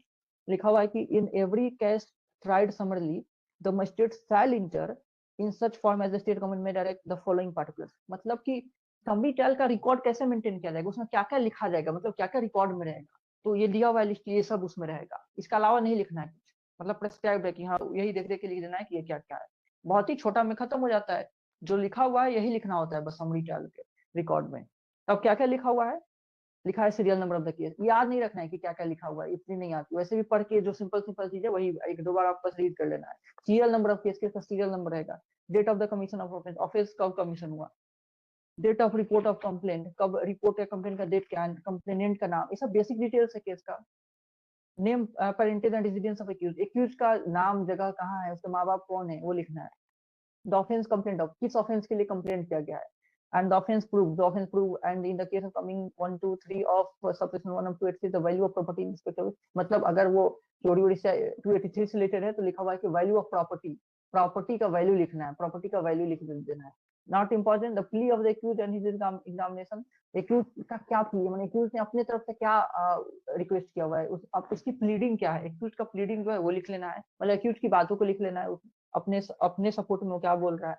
फाइंडिंग, फाइंडिंग लिखना है, मतलब कि क्या पाया, मजिस्ट्रेट ने क्या फाइंड किया इन चीजों से वो लिखना है। सेंटेंस और द फाइनल ऑर्डर, जो सजा दे रहा है या फाइनल ऑर्डर दे रहा है वो लिखना है। The date on which proceeding terminated, देखिए ये इसको आप याद कर सकते हैं, अंडरलाइन कर सकते हैं, क्योंकि ये भी लिखना है, जब प्रोसीडिंग टर्मिनेट हुआ उसका दिन भी लिखना है, मतलब फाइनल टर्मिनेशन कब हो रहा है प्रोसीडिंग का, कि आज टर्मिनेट हो गया प्रोसीडिंग, आज का दिन भी लिखना है, आज का दिन भी, इतनी ही चीज बस लिखनी होती है समरी ट्रायल के रिकॉर्ड में। Date on which proceeding terminated भी लिखना होता है, जिस दिन प्रोसीडिंग टर्मिनेट हुआ वो मेंशन करना है। लास्ट दिया हुआ है 287 दिया हुआ है कि judgment in case tried summarily, judgment कैसे देना है, तो लिखा हुआ in every case tried summarily in which the accused does not plead guilty the magistrate shall record the substance of the evidence, ठीक है, सबसे क्या पहले क्या रहेगा, substance of the evidence record करेगा, and the judgment containing a brief statement of the reason for the finding, तो यहाँ से अंडरलाइन कर लीजिए जजमेंट से, judgment containing brief statement of the reason for the finding, judgment containing brief statement of the reason for the finding, जो आप जिस finding पे आप पहुंचे हुए हैं उसका आपको रीजन, उसके रीजन जो हैं उसका ब्रीफ स्टेटमेंट देना है, मतलब जो भी फाइंडिंग आया हुआ है, ऊपर लिखा हुआ था कि फाइंडिंग लिखना है, तो फाइंडिंग का कुछ तो रीजन होगा ना कि क्यों यहाँ पहुंचा है, उसी का ब्रीफ स्टेटमेंट देना है, वो भी बहुत लंबा नहीं, ब्रीफ स्टेटमेंट देना है। ऐसे ही जजमेंट दे देना होता है, जिस फाइंडिंग पे पहुंचा है मजिस्ट्रेट उसके कुछ तो रीजन होंगे तभी तो उस फाइंडिंग पे पहुंचा है, जो भी रीजंस की वजह से उस फाइंडिंग पे पहुंचा है मजिस्ट्रेट उसी का ब्रीफ स्टेटमेंट देना है, मतलब ब्रीफली एक्सप्लेन कर देना है कि हम इस नतीजे पे क्यों पहुंचे हैं। Okay yes Yes, sir. Brief explanation कर देना है कि हम इस रीजन पे क्यों पहुंचे, इतना ही करना है judgment reason, brief explanation that why the state has reached to this particular outcome, particular finding, ठीक है। Yes, sir. ओके उसी को मैंने आपको अंडरलाइन भी करा दिया है, उसका मतलब वही हुआ 288 language record of the judgment, क्या लैंग्वेज होगा, लैंग्वेज ऑफ द कोर्ट होगा। every record every such record and judgment shall be written in the language of the court, तो ये खुद एक प्रीलिम्स का क्वेश्चन होगा कि क्या लैंग्वेज होता है, तो लैंग्वेज ऑफ द कोर्ट ही होता है, तो language of the court underline कर लीजिए, in the language of the court. Record और जजमेंट का लैंग्वेज कौन सा होगा, जो कोर्ट का लैंग्वेज होता है उसी लैंग्वेज। अब सबसेक्शन 2 में लिखा हुआ है कि the high court may authorise any magistrate empowered to try offences summarily to prepare the aforesaid record or judgment or both by means of an officer appointed in this behalf by the CJM and the record of the judgment so prepared shall be signed by such magistrate। लिखा हुआ है, important नहीं है फिर भी, high court जो है वो ऑथराइज कर सकता है किसी मजिस्ट्रेट को क्या करने के लिए, एफोर्सेड जो ऊपर रिकॉर्ड और जजमेंट की बात की गई है वो प्रिपेयर करने के लिए, किसके through by means of an officer appointed in this behalf by CJM, CJM हो सकता है कोई ऑफिसर अपॉइंट कर दे, ऑफिसर अपॉइंट किया उसके थ्रू प्रिपेयर करा सकता है, और वो प्रिपेयर करेगा और मजिस्ट्रेट उस पर साइन कर देगा, ठीक है। तो हाईकोर्ट बोल रहा है कि ऑथराइज कर सकता है कि किसी पर्सन को, मतलब मजिस्ट्रेट को, कि तुम खुद ना प्रिपेयर करके तुम ऑफिसर से प्रिपेयर करवा सकते हो, कि वो ऑफिसर जो है वो रिकॉर्ड प्रिपेयर कर देगा और उस पर मजिस्ट्रेट साइन कर देगा, और कौन ऑफिसर, जो सीजीएम ऑथराइज किया हुआ है, सीजीएम ने ऑथराइज किया कि वो कुछ ऑफिसर्स हैं जो कि ये कर सकते हैं, रिकॉर्ड प्रिपेयर कर सकते हैं, ताकि जज और का मजिस्ट्रेट का समय बचे और वो मजिस्ट्रेट जो है उस पर साइन वाइन कर देगा। लिखा हुआ है कि and the record of the judgment so prepared shall be signed by such magistrate, वो मजिस्ट्रेट जो है वो साइन कर देगा। ठीक है Niharika? Yes, sir. Okay okay. तो ये समरी ट्रायल है। अब जो है प्ली बार्गेनिंग जो है, पहले तो अमेंडमेंट ऐड हुआ था तो ए लगा हुआ था, अब जो है प्ली बार्गेनिंग जो है अलग से ला दिया गया है, अलग चैप्टर बना दिया गया हुआ है। चैप्टर तो अलग पहले ही बनाया हुआ था ए लगा करके, लेकिन यहाँ पे सीक्वेंस में ला दिया गया हुआ, एक एडिशनल चैप्टर बढ़ गया इसकी वजह से, प्ली बार्गेनिंग की वजह से। प्ली बार्गेनिंग हम लोग स्टार्ट करते हैं उसका इंट्रो, सेक्शंस उसका पहले छोड़ देते, पहले हम लोग प्ली बार्गेनिंग समझ लेते हैं। ये समरी ट्रायल खत्म हुआ। समरी ट्रायल में आपको यही बातें बस याद रखनी है, ये वाली बातें। सीजेएम कर सकता है, जेएमएफसी कर सकता है, जेएमएससी भी कर सकता है अगर स्पेशली इंपावर्ड बाई, किसके द्वारा इंपावर्ड होना चाहिए? सीजेएम के द्वारा कि सेशन कोर्ट के द्वारा? किसके द्वारा Niharika? Sir, High Court. High court के द्वारा, बिल्कुल सही। हाई कोर्ट के द्वारा स्पेशली इंपावर्ड होना चाहिए, ना कि सीजेएम, ना कि court of session. High court empower करेगा किसको? जेएमएससी को, सेकंड क्लास को, कि आप भी समरी ट्रायल कर सकते हैं। तो नॉर्मली समरी ट्रायल किया जा सकता है 3 साल से कम का ऑफेंस के लिए, लेकिन सेकंड क्लास जो है वो 3 साल से कम नहीं करेगा। उसके लिए क्या बना दिया गया अलग? 6 महीने से कम का जो ऑफेंस है वही बस कर सकता है, 6 महीने से कम का ऑफेंस, या ऐसा ऑफेंस जिसका सजा बस फाइन नहीं हो, उसका कर सकता है। नॉर्मली बाकी लोग जो है वो 3 साल से कम का पनिशेबल जो ऑफेंस है उसका लिए कर सकते हैं, या 20,000 से कम के लिए जो अगर जो प्रॉपर्टी है वैल्यू, जो प्रॉपर्टी है कंसर्न, जो क्राइम है उससे रिलेटेड जो प्रॉपर्टी है उसकी वैल्यू 20,000 से कम हो, उसका भी समरी ट्रायल हो सकता है। ओके। उसके अलावा हाँ, उसके अलावा जो एक और इम्पोर्टेंट बात थी कि सजा देने की, तो समरी ट्रायल में सजा कितना दिया जा सकता है? कितना दिया जा सकता है? Sir, not exceeding 3 months. 3 months, बिल्कुल, वेरी वेरी इंपॉर्टेंट है ये। ठीक है, इतनी ही बात याद रखनी है समरी ट्रायल से रिलेटेड। और इसके अलावा क्या याद रखना है? इंडेक्स, कि किस सेक्शन में क्या है, बस सेक्शन का हेडिंग, उसके अलावा और कुछ नहीं है इंपॉर्टेंट। आते हैं प्ली बार्गेनिंग को, हम लोग समझते हैं उसका कंसेप्ट क्या है। प्ली बार्गेनिंग जो है, ये तो प्ली बार्गेनिंग नाम से ही है कि यहाँ पे बार्गेन किया जा रहा है। जो एक्यूज्ड पर्सन है और जो प्रोसिक्यूशन साइड के लोग होते हैं, मतलब ये कंप्लेनेंट है या विक्टिम है, वो लोग जो होते हैं उन लोग को अलाउ किया जाता है कि आपस में बातचीत करके नेगोशिएट कर सकते हैं चीजों को, कि तुम्हें कंपनसेशन चाहिए, मतलब विक्टिम को कंपनसेशन चाहिए, तो एक्यूज तैयार होगा कि ठीक है मैं तुम्हें कंपनसेशन देता हूँ, मैं तुम्हें और थोड़ा बढ़ा करके कंपनसेशन देता हूँ, बदले में ये जो लंबा प्रोसीजर कोर्ट का चलेगा उससे हम लोग मुक्त हो जाए, मैं तुम्हें पैसे दे देता हूँ, तुमको जो भी एक्सपेंसेस लग रहे हैं वो दे दूंगा, तुम्हारे कोर्ट में जो एक्सपेंसेस लगे मैं वो दे दूंगा, बदले में क्या किया जाए कि मेरी सजा थोड़ी कम कर दो, या मतलब थोड़ी कम कर दो या ज्यादा कम कर दो, कितनी भी कम करो वो तो नेगोशिएशन पर डिपेंड करता है, लेकिन लेसर सेंटेंस दिलवा दिया जाए। कहीं कहीं पे किसी किसी देश में लेसर चार्ज पे भी हो जाता है कि चार्ज कुछ कम कर दिया जाए, अगर चार्ज फ्रेम हुए हैं तो चार्ज कम कर दिए जाए। ठीक है, जो कई सारे जो ग्रेवर चार्ज है उसको हटा दिए जाए और स्मॉलर चार्ज में कन्वर्ट कर दिए जाए, ऐसा होता है। लेकिन इंडिया में जो है वो सेंटेंस कम करने की बात की गई है, सेंटेंस कम दी जाएगी। ओके, तो यही प्ली बार्गेनिंग होता है, कि प्ली बार्गेनिंग जो एक ऐसा कंसेप्ट है जिसमें एक्यूज्ड जो होता है और प्रोसिक्यूशन साइड, मतलब प्रोसिक्यूशन साइड और डिफेंस साइड दोनों ही क्या करते हैं? आपस में नेगोशिएट करते हैं, और उस नेगोशिएशन का फायदा दोनों को ही मिलता है। एक्यूज को थोड़ी ज्यादा मिल जाती है फायदा, कि उसकी सजा कम हो जाती है, और और उसको भी फायदा कई मिलते हैं, कई सारे फायदे मिलते हैं, वो हम लोग डिस्कस करेंगे क्या क्या फायदे हो सकते हैं। और डिफेंस साइड को भी मतलब कई सारे फायदा मिल जाता है। डिफेंस को तो एक्यूज को तो मिल ही रहा है, प्रोसिक्यूशन साइड को भी फायदा मिल जाता है कि उसको जल्दी से मिल गया, अब वो अपने न्याय लेने के लिए जो विक्टिम है वो 4 साल 5 साल कोर्ट में केस लड़ेगा, और उसको अभी मिल जा रहा है कि हाँ भी इतने पैसे मुझे एज ए कंपनसेशन मिल जा रहे हैं। इसको 6 महीना कम की अगर सजा होगी या 1 साल कम की सजा होगी तो मुझे जो है इतने पैसे एक्स्ट्रा मिल जा रहे हैं। तो इनको 2-4 महीना जेल भी हो जा रहा है, मुझे पैसे भी मिल जा रहे हैं, तो क्या ही परेशान किया जाए, माफी भी मांग रहा है एक पर्सन, तो छोड़ दिया जाए। तो ऐसे ही प्ली बार्गेनिंग का कंसेप्ट स्टार्ट हुआ कि रिकंसाइल करके चीजों को मिलजुल करके कम सजा दिया जाए। ठीक है निहारिका? Yes, sir. तो क्वेश्चन ये है कि बताइए कि प्ली बार्गेनिंग का जो कंसेप्ट है वो किस देश में ओरिजिनेट हुआ? In which country the concept of plea bargaining was originated? किसी को पता है? In which country the concept of plea bargaining was originated?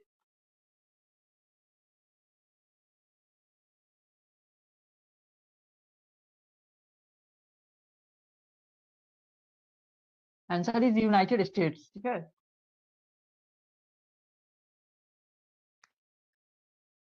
Trump साहब के देश में स्टार्ट हुआ था plea bargaining to make America great again. हाँ ठीक है, अमेरिका को महान बनाने के लिए और क्या किया गया था? प्ली बार्गेनिंग स्टार्ट किया गया था। मतलब प्ली बार्गेनिंग का कंसेप्ट जो है वो यूएसए में स्टार्ट हुआ था, यूएसए में स्टार्ट हुआ था और इतना सक्सेस रहा यूएसए में। स्टार्ट हुआ था 1800 टाइप में, मतलब 19th सेंचुरी में स्टार्ट हुआ था। ठीक है, इतना से काफी है। 19th सेंचुरी में स्टार्ट हुआ था यूएसए में और इतना सक्सेस रहा, इतना सक्सेस रहा कि जो क्रिमिनल केसेस है वो ऑलमोस्ट 90 से 95% क्रिमिनल केस वो प्ली बार्गेनिंग से सॉल्व हो रहे थे। 90% की बात कर रहा हूं मैं, 90 to 95% केसेस प्ली बार्गेनिंग से सॉल्व हो जाते हैं यूएसए में। इतना सक्सेस है यूएसए में प्ली बार्गेनिंग। शॉकिंग डेटा है ना। और इंडिया में सोचो कितना पेंडेंसी ऑफ केसेस है, कितना पेंडेंसी ऑफ केसेस है। ठीक है यसी? Yes sir. ओके, तो यूएसए में प्ली बार्गेनिंग का कंसेप्ट स्टार्ट हुआ एंड ये सच में महान बना दिया अमेरिका को। और 90 से 95% केस यूएसए में इसी से सॉल्व हो जाते हैं। फिर अलग अलग देश जो है इसको अडॉप्ट किए। इंग्लैंड जो है, कनाडा, ऑस्ट्रेलिया, ये सारे देश जो है धीरे धीरे अडॉप्ट किए। इंडिया में भी डिमांड होती रही, कमीशन जो है वो सजेस्ट करते रहे कि अडॉप्ट किया जाए इंडिया में। बट जो है यहाँ पे जो ट्रेडिशनलिस्ट हैं वो मानने को तैयार नहीं है कि इस तरह की चीजों को एक्सेप्ट करने के लिए। एक अप्रोच ये कही जाती है कि खुद जुडिशरी भी रही इंक्लाइंड है इसको एक्सेप्ट करने के लिए, क्योंकि क्योंकि ये कही जाती है, मैं नहीं बोल रहा हूँ, क्योंकि सबको अपनी ये बनाई रखनी है ना, अपनी पावर बनाई रखनी है। और अगर सारे केसेस प्ली बार्गेनिंग से सॉल्व होने लगे तो फिर जुडिशरी की उसकी ये कम हो जाएगी ना, कि वो सर्वे सर्वा है। अभी इंडियन जुडिशरी में सब कुछ वही देख रहा है। इवन आप देखेंगे एडीआर भी बहुत ज्यादा कोई सक्सेस नहीं है इंडिया में, एडीआर जो है। तो लेकिन क्रिमिनल केसेस की बात की जाए, और एडीआर कई सारे एडीआर सक्सेस भी है, कुछ पार्टिकुलर मोड ऑफ एडीआर है वो सक्सेस भी, जैसे लोक अदालत ही है, कई कई इतना सक्सेस हो जाता है कहीं पे। बट सिविल केसेस के लिए, क्रिमिनल केसेस की बात की जाए तो बिल्कुल भी, जैसे प्ली बार्गेनिंग अब तो आ गया है ना, पहले तो था ही नहीं। तो कई एक्यूजेशंस लगे या जो भी कहिए, अलग अलग व्यूज हैं कि जुडिशरी नहीं सपोर्ट में रहा है प्ली बार्गेनिंग के कंसेप्ट का, क्योंकि वो अपना अपना ये नहीं खोना चाहता है ना, अपना पावर नहीं कि हाँ हम ही सब कर रहे हैं, हमारे में है और वो सॉल्व हो जाएगा, ये हो जाएगा, ये कम हो जाएंगी, जरूरत कम हो जाएंगी, डिपेंडेंसी कम हो जाएगी हम पे। भले ही ओवर डिपेंडेंसी है, ये एक एस्पेक्ट है, एस्पेक्ट ऑफ स्टडी चलती आ रही है। बट हाउ एवर हमेशा से डिमांड होता रहा और बहुत लेट से आया है। किसी को पता है कब इंडिया में प्ली बार्गेनिंग, मतलब कब अमेंडमेंट ऐड किया गया था इसको? किसी को? 2005। हाँ 2005 में, बिल्कुल सही शासक, 2005 में ऐड किया गया था। 2005 से कितना लेट है, अभी ऐड किया गया था, मतलब 20 साल हुई। 2005 में ऐड किया गया था प्ली बार्गेनिंग को। किस चैप्टर में ऐड किया था? चैप्टर 21A था, चैप्टर 21A था, जो हम अभी पढ़ रहे हैं सीआरपीसी में भी। जब आप पढ़ते हैं समन ट्रायल्स को, समरी ट्रायल, उसके जस्ट नेक्स्ट में ऐड कर लिया गया था। तो ये बताइए 265 किस, बिल्कुल बिल्कुल 265A से लेकर कहाँ तक था सुचेता? अब ये भी बता दो जब बताया तुमने तो।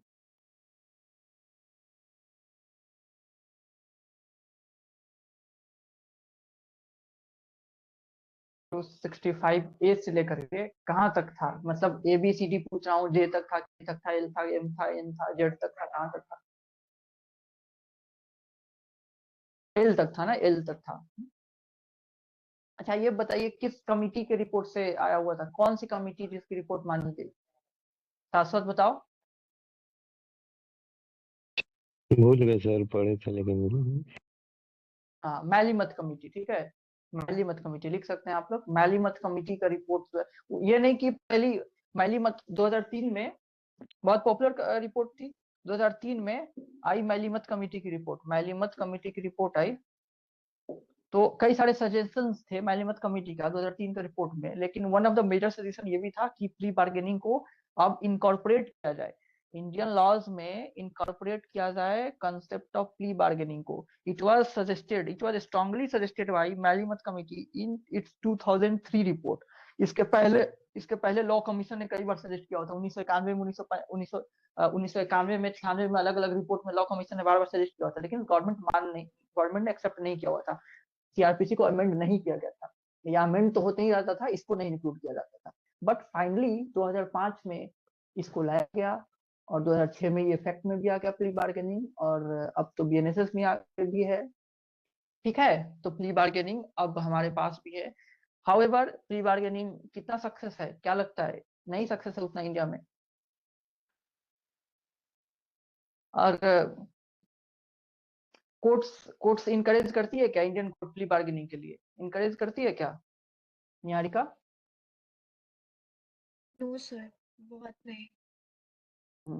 रेयरली करती है, रेयरली। वो भले ही वो ये में theoretically court supreme court judgment में लिख दे कि हाँ अच्छा है, वो लिख दो, practically courts do not encourage for this, मतलब प्ली बार्गेनिंग।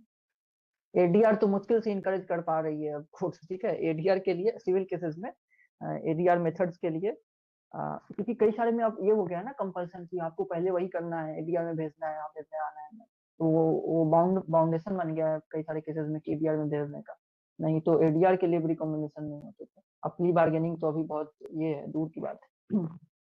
तो प्ली बार्गेनिंग के कई सारे फायदे हैं, क्या क्या फायदे हो सकते हैं, जैसे कि ऑलरेडी वी नो कि इंडिया में there is huge judicial backlog, ठीक है, there is huge judicial backlog, इतने केसेस की पेंडेंसी है, इतने केसेस की पेंडेंसी है कि ओवरबर्डन्ड है इंडियन जुडिशरी, और डिले ट्रायल के लिए पॉपुलर है।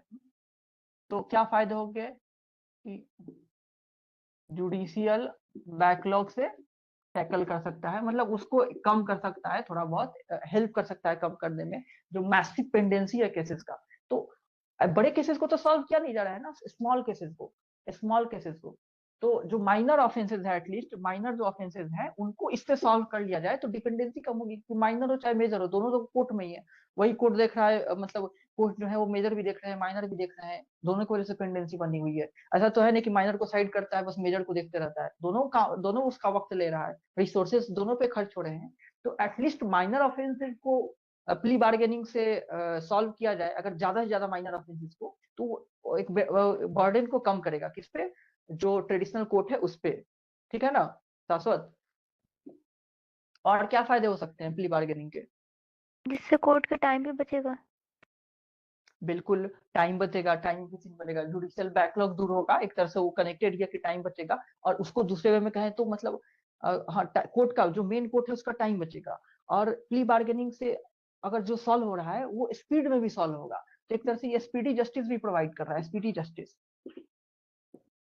ठीक है, स्पीडी जस्टिस, मतलब कि अगर प्री बार्गेनिंग का यूज किया जाए तो कितना उसका बहुत ही सिंपल प्रोसीजर है, तैयार हो जाते हैं पार्टीज, अगर उनमें वो एक एग्रीमेंट, उन पे कंसेंसस बन जाता है कि हाँ इतना चाहिए, इतने कंपनसेशन चाहिए, हम आपको इतना सेंटेंस ये करना होगा, तो हो जाता है, हो गया, सेटलमेंट हो गया।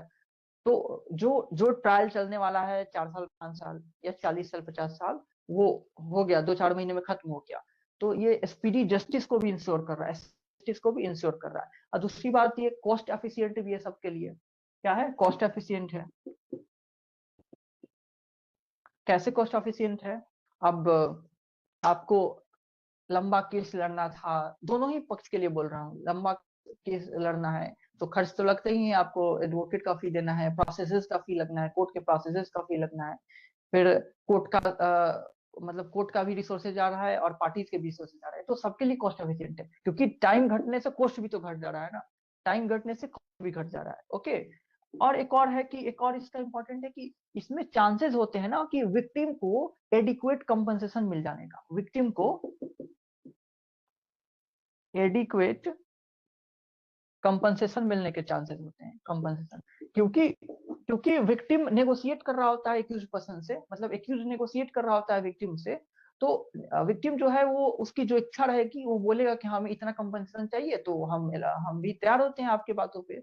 तो चांसेस होते हैं विक्टिम को बेटर एंड एडिक्वेट कंपनसेशन मिले इन कंपेरिजन टू कि कोर्ट अपने मन से ग्रांट करे। ठीक है निहारिका?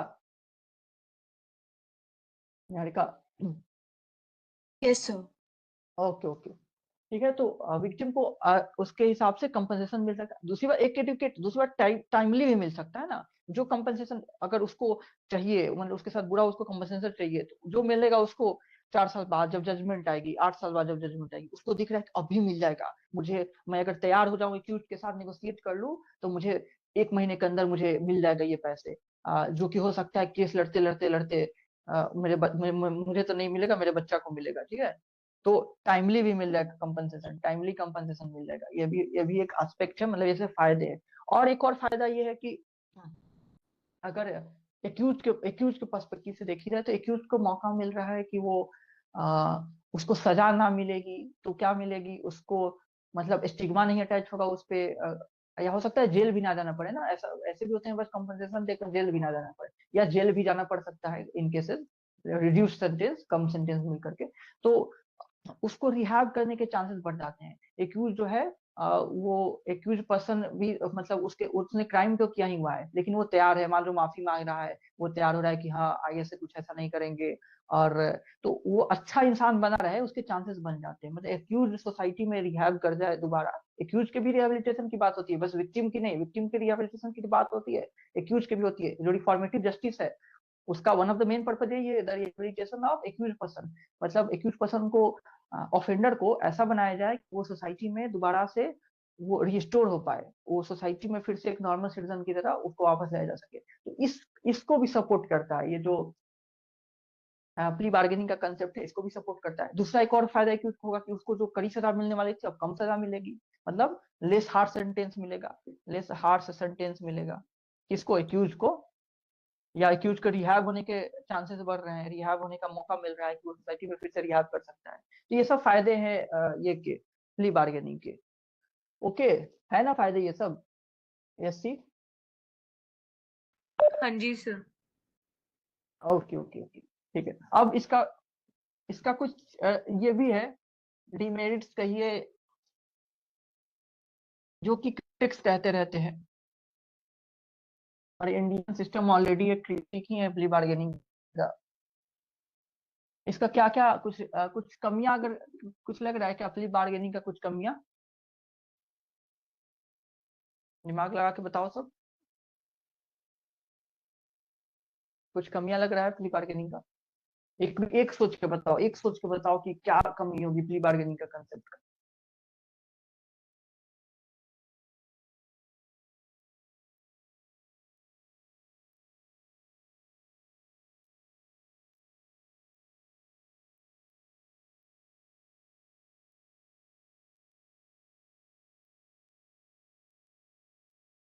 क्या हुआ, कोई बताओ कुछ।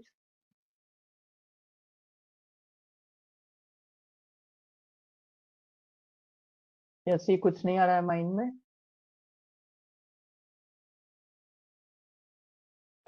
सर मे बी इसमें मतलब देर आर चांसेस कि अनफेयर सेंटेंस हो सकता है। अनफेयर सेंटेंस यानी कम सजा हो सकती है, तो ज्यादा होनी चाहिए वो कम हो सकती है प्ली बार्गेनिंग की वजह मतलब से, जैसे नहीं? Defendant like in case of defendant they didn't receive a fair sentence or that okay मतलब देखो इसमें ये, हाँ सेंटेंस के रिगार्डिंग ये बोला जा सकता है कि मतलब एक तो क्राइम हुआ है, ठीक है, ये क्रिमिनल लॉ की बात हो रही है प्ली बार्गेनिंग में, सिविल लॉ की तो बात हो नहीं रही है, क्रिमिनल लॉ की बात हो रही है। yes, और हाँ, और जो क्राइम है that should not be subject of negotiation, वो कोई नेगोशिएशन का सब्जेक्ट मैटर नहीं बनना चाहिए।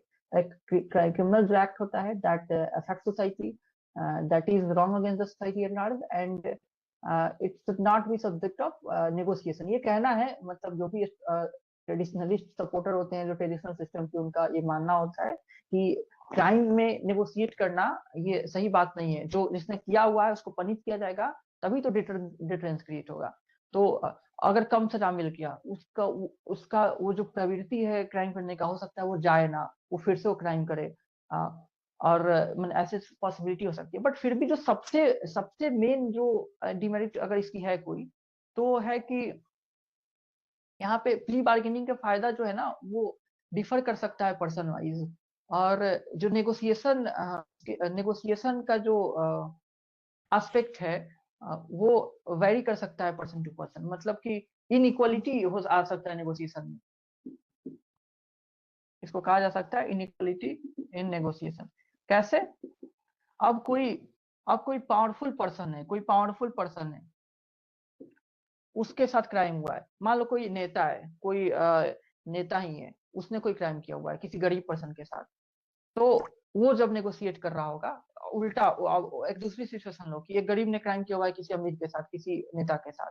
वो जब क्राइम कर रहा है, पहला में एक पावरफुल पर्सन नेगोशिएट कर रहा है, विक्टिम कौन है? विक्टिम पुअर है। और दूसरा में इसी को बदल दो, दोनों में बहुत फर्क हो जाएगा। ये बहुत आसानी से इसे नेगोशिएट कर लेगा, इसको पैसे देकर के ये सजा नहीं लेगा, इसकी सजा कम हो जाएगी, सजा नहीं देगा। नेगोशिएट करना बहुत आसान है, इसका इसे नेगोशिएट करना बहुत मुश्किल है। अगर अगर ये विक्टिम होता, ये क्रिमिनल होता, तो इसको सजा काटनी पड़ेगी। इसको पैसे की कमी नहीं है, पावर की कमी नहीं है, वो क्यों नेगोशिएट करेगा? वो बिल्कुल भी कहेगा कि हाँ इसको सजा हो, ये हो, बिल्कुल भी फर्क नहीं पड़ेगा। ठीक है। और इसको सजा मिलेगी। ठीक है। तो यहाँ पे अलग अलग पर्संस के अकॉर्डिंग ये नेगोशिएशन डिफर कर सकता है। और जो ऑलरेडी वल्नरेबल क्लास है सोसाइटी के, उनके पास है कहाँ कुछ नेगोशिएट करने के लिए। और अगर वो खुद विक्टिम है, अगर वल्नरेबल है और विक्टिम भी है, तो उसको इन्फ्लुएंस करना आसान है। उसको कि पैसे की ये करके पैसे के लालच दे करके और अदर चीजों की लालच दे करके उसके ओपिनियन को इन्फ्लुएंस करना इजियर देन कि एक गरीब अमीर को इन्फ्लुएंस कर दे। ऐसा है कि नहीं है?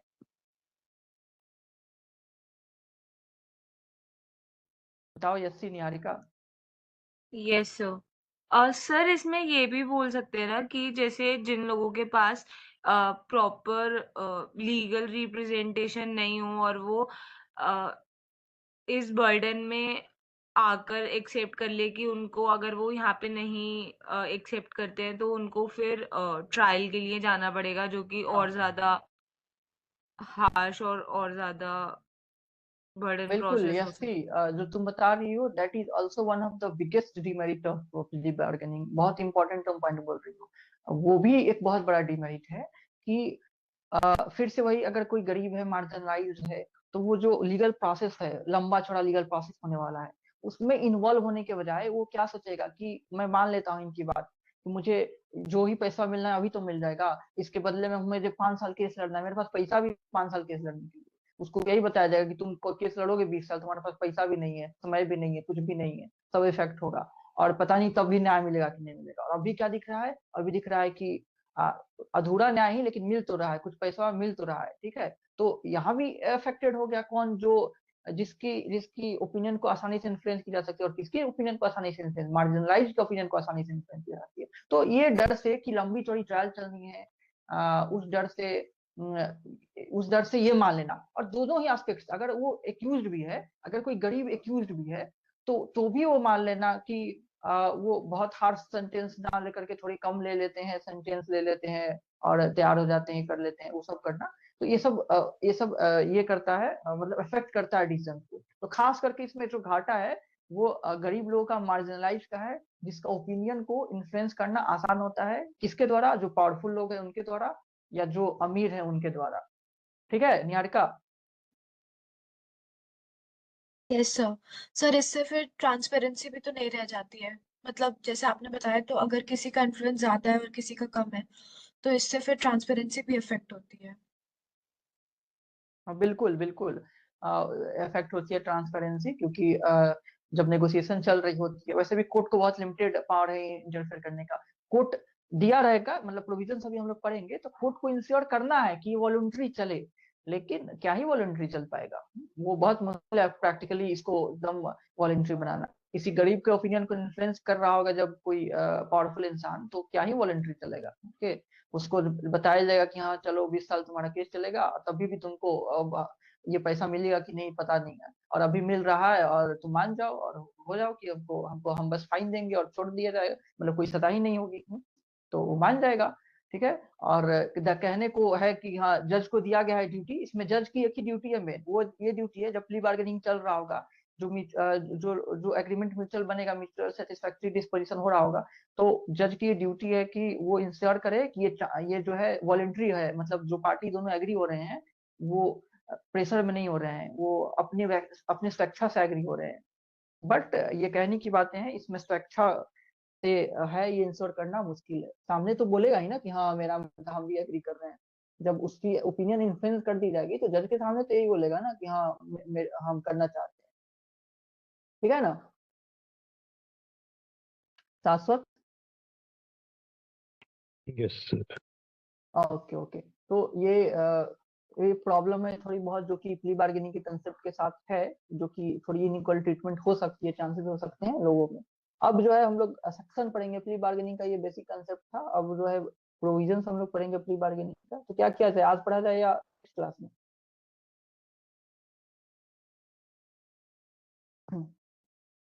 बताओ।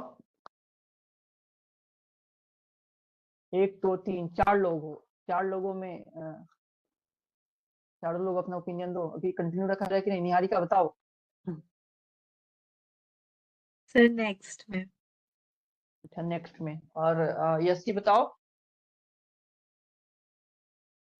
सर नेक्स्ट क्लास में कर ले प्लीज। ओके शाश्वत बताओ। नेक्स्ट टाइम में कर लीजिए सर, अब तो वैसे भी 2 वोट उधर हो ही गए। ओके ओके, गवर्नमेंट बन गई। सुचेता का वोट का कुछ खास असर रहा नहीं। बताओ सुचेता, क्या तुम्हारे ओपिनियन है?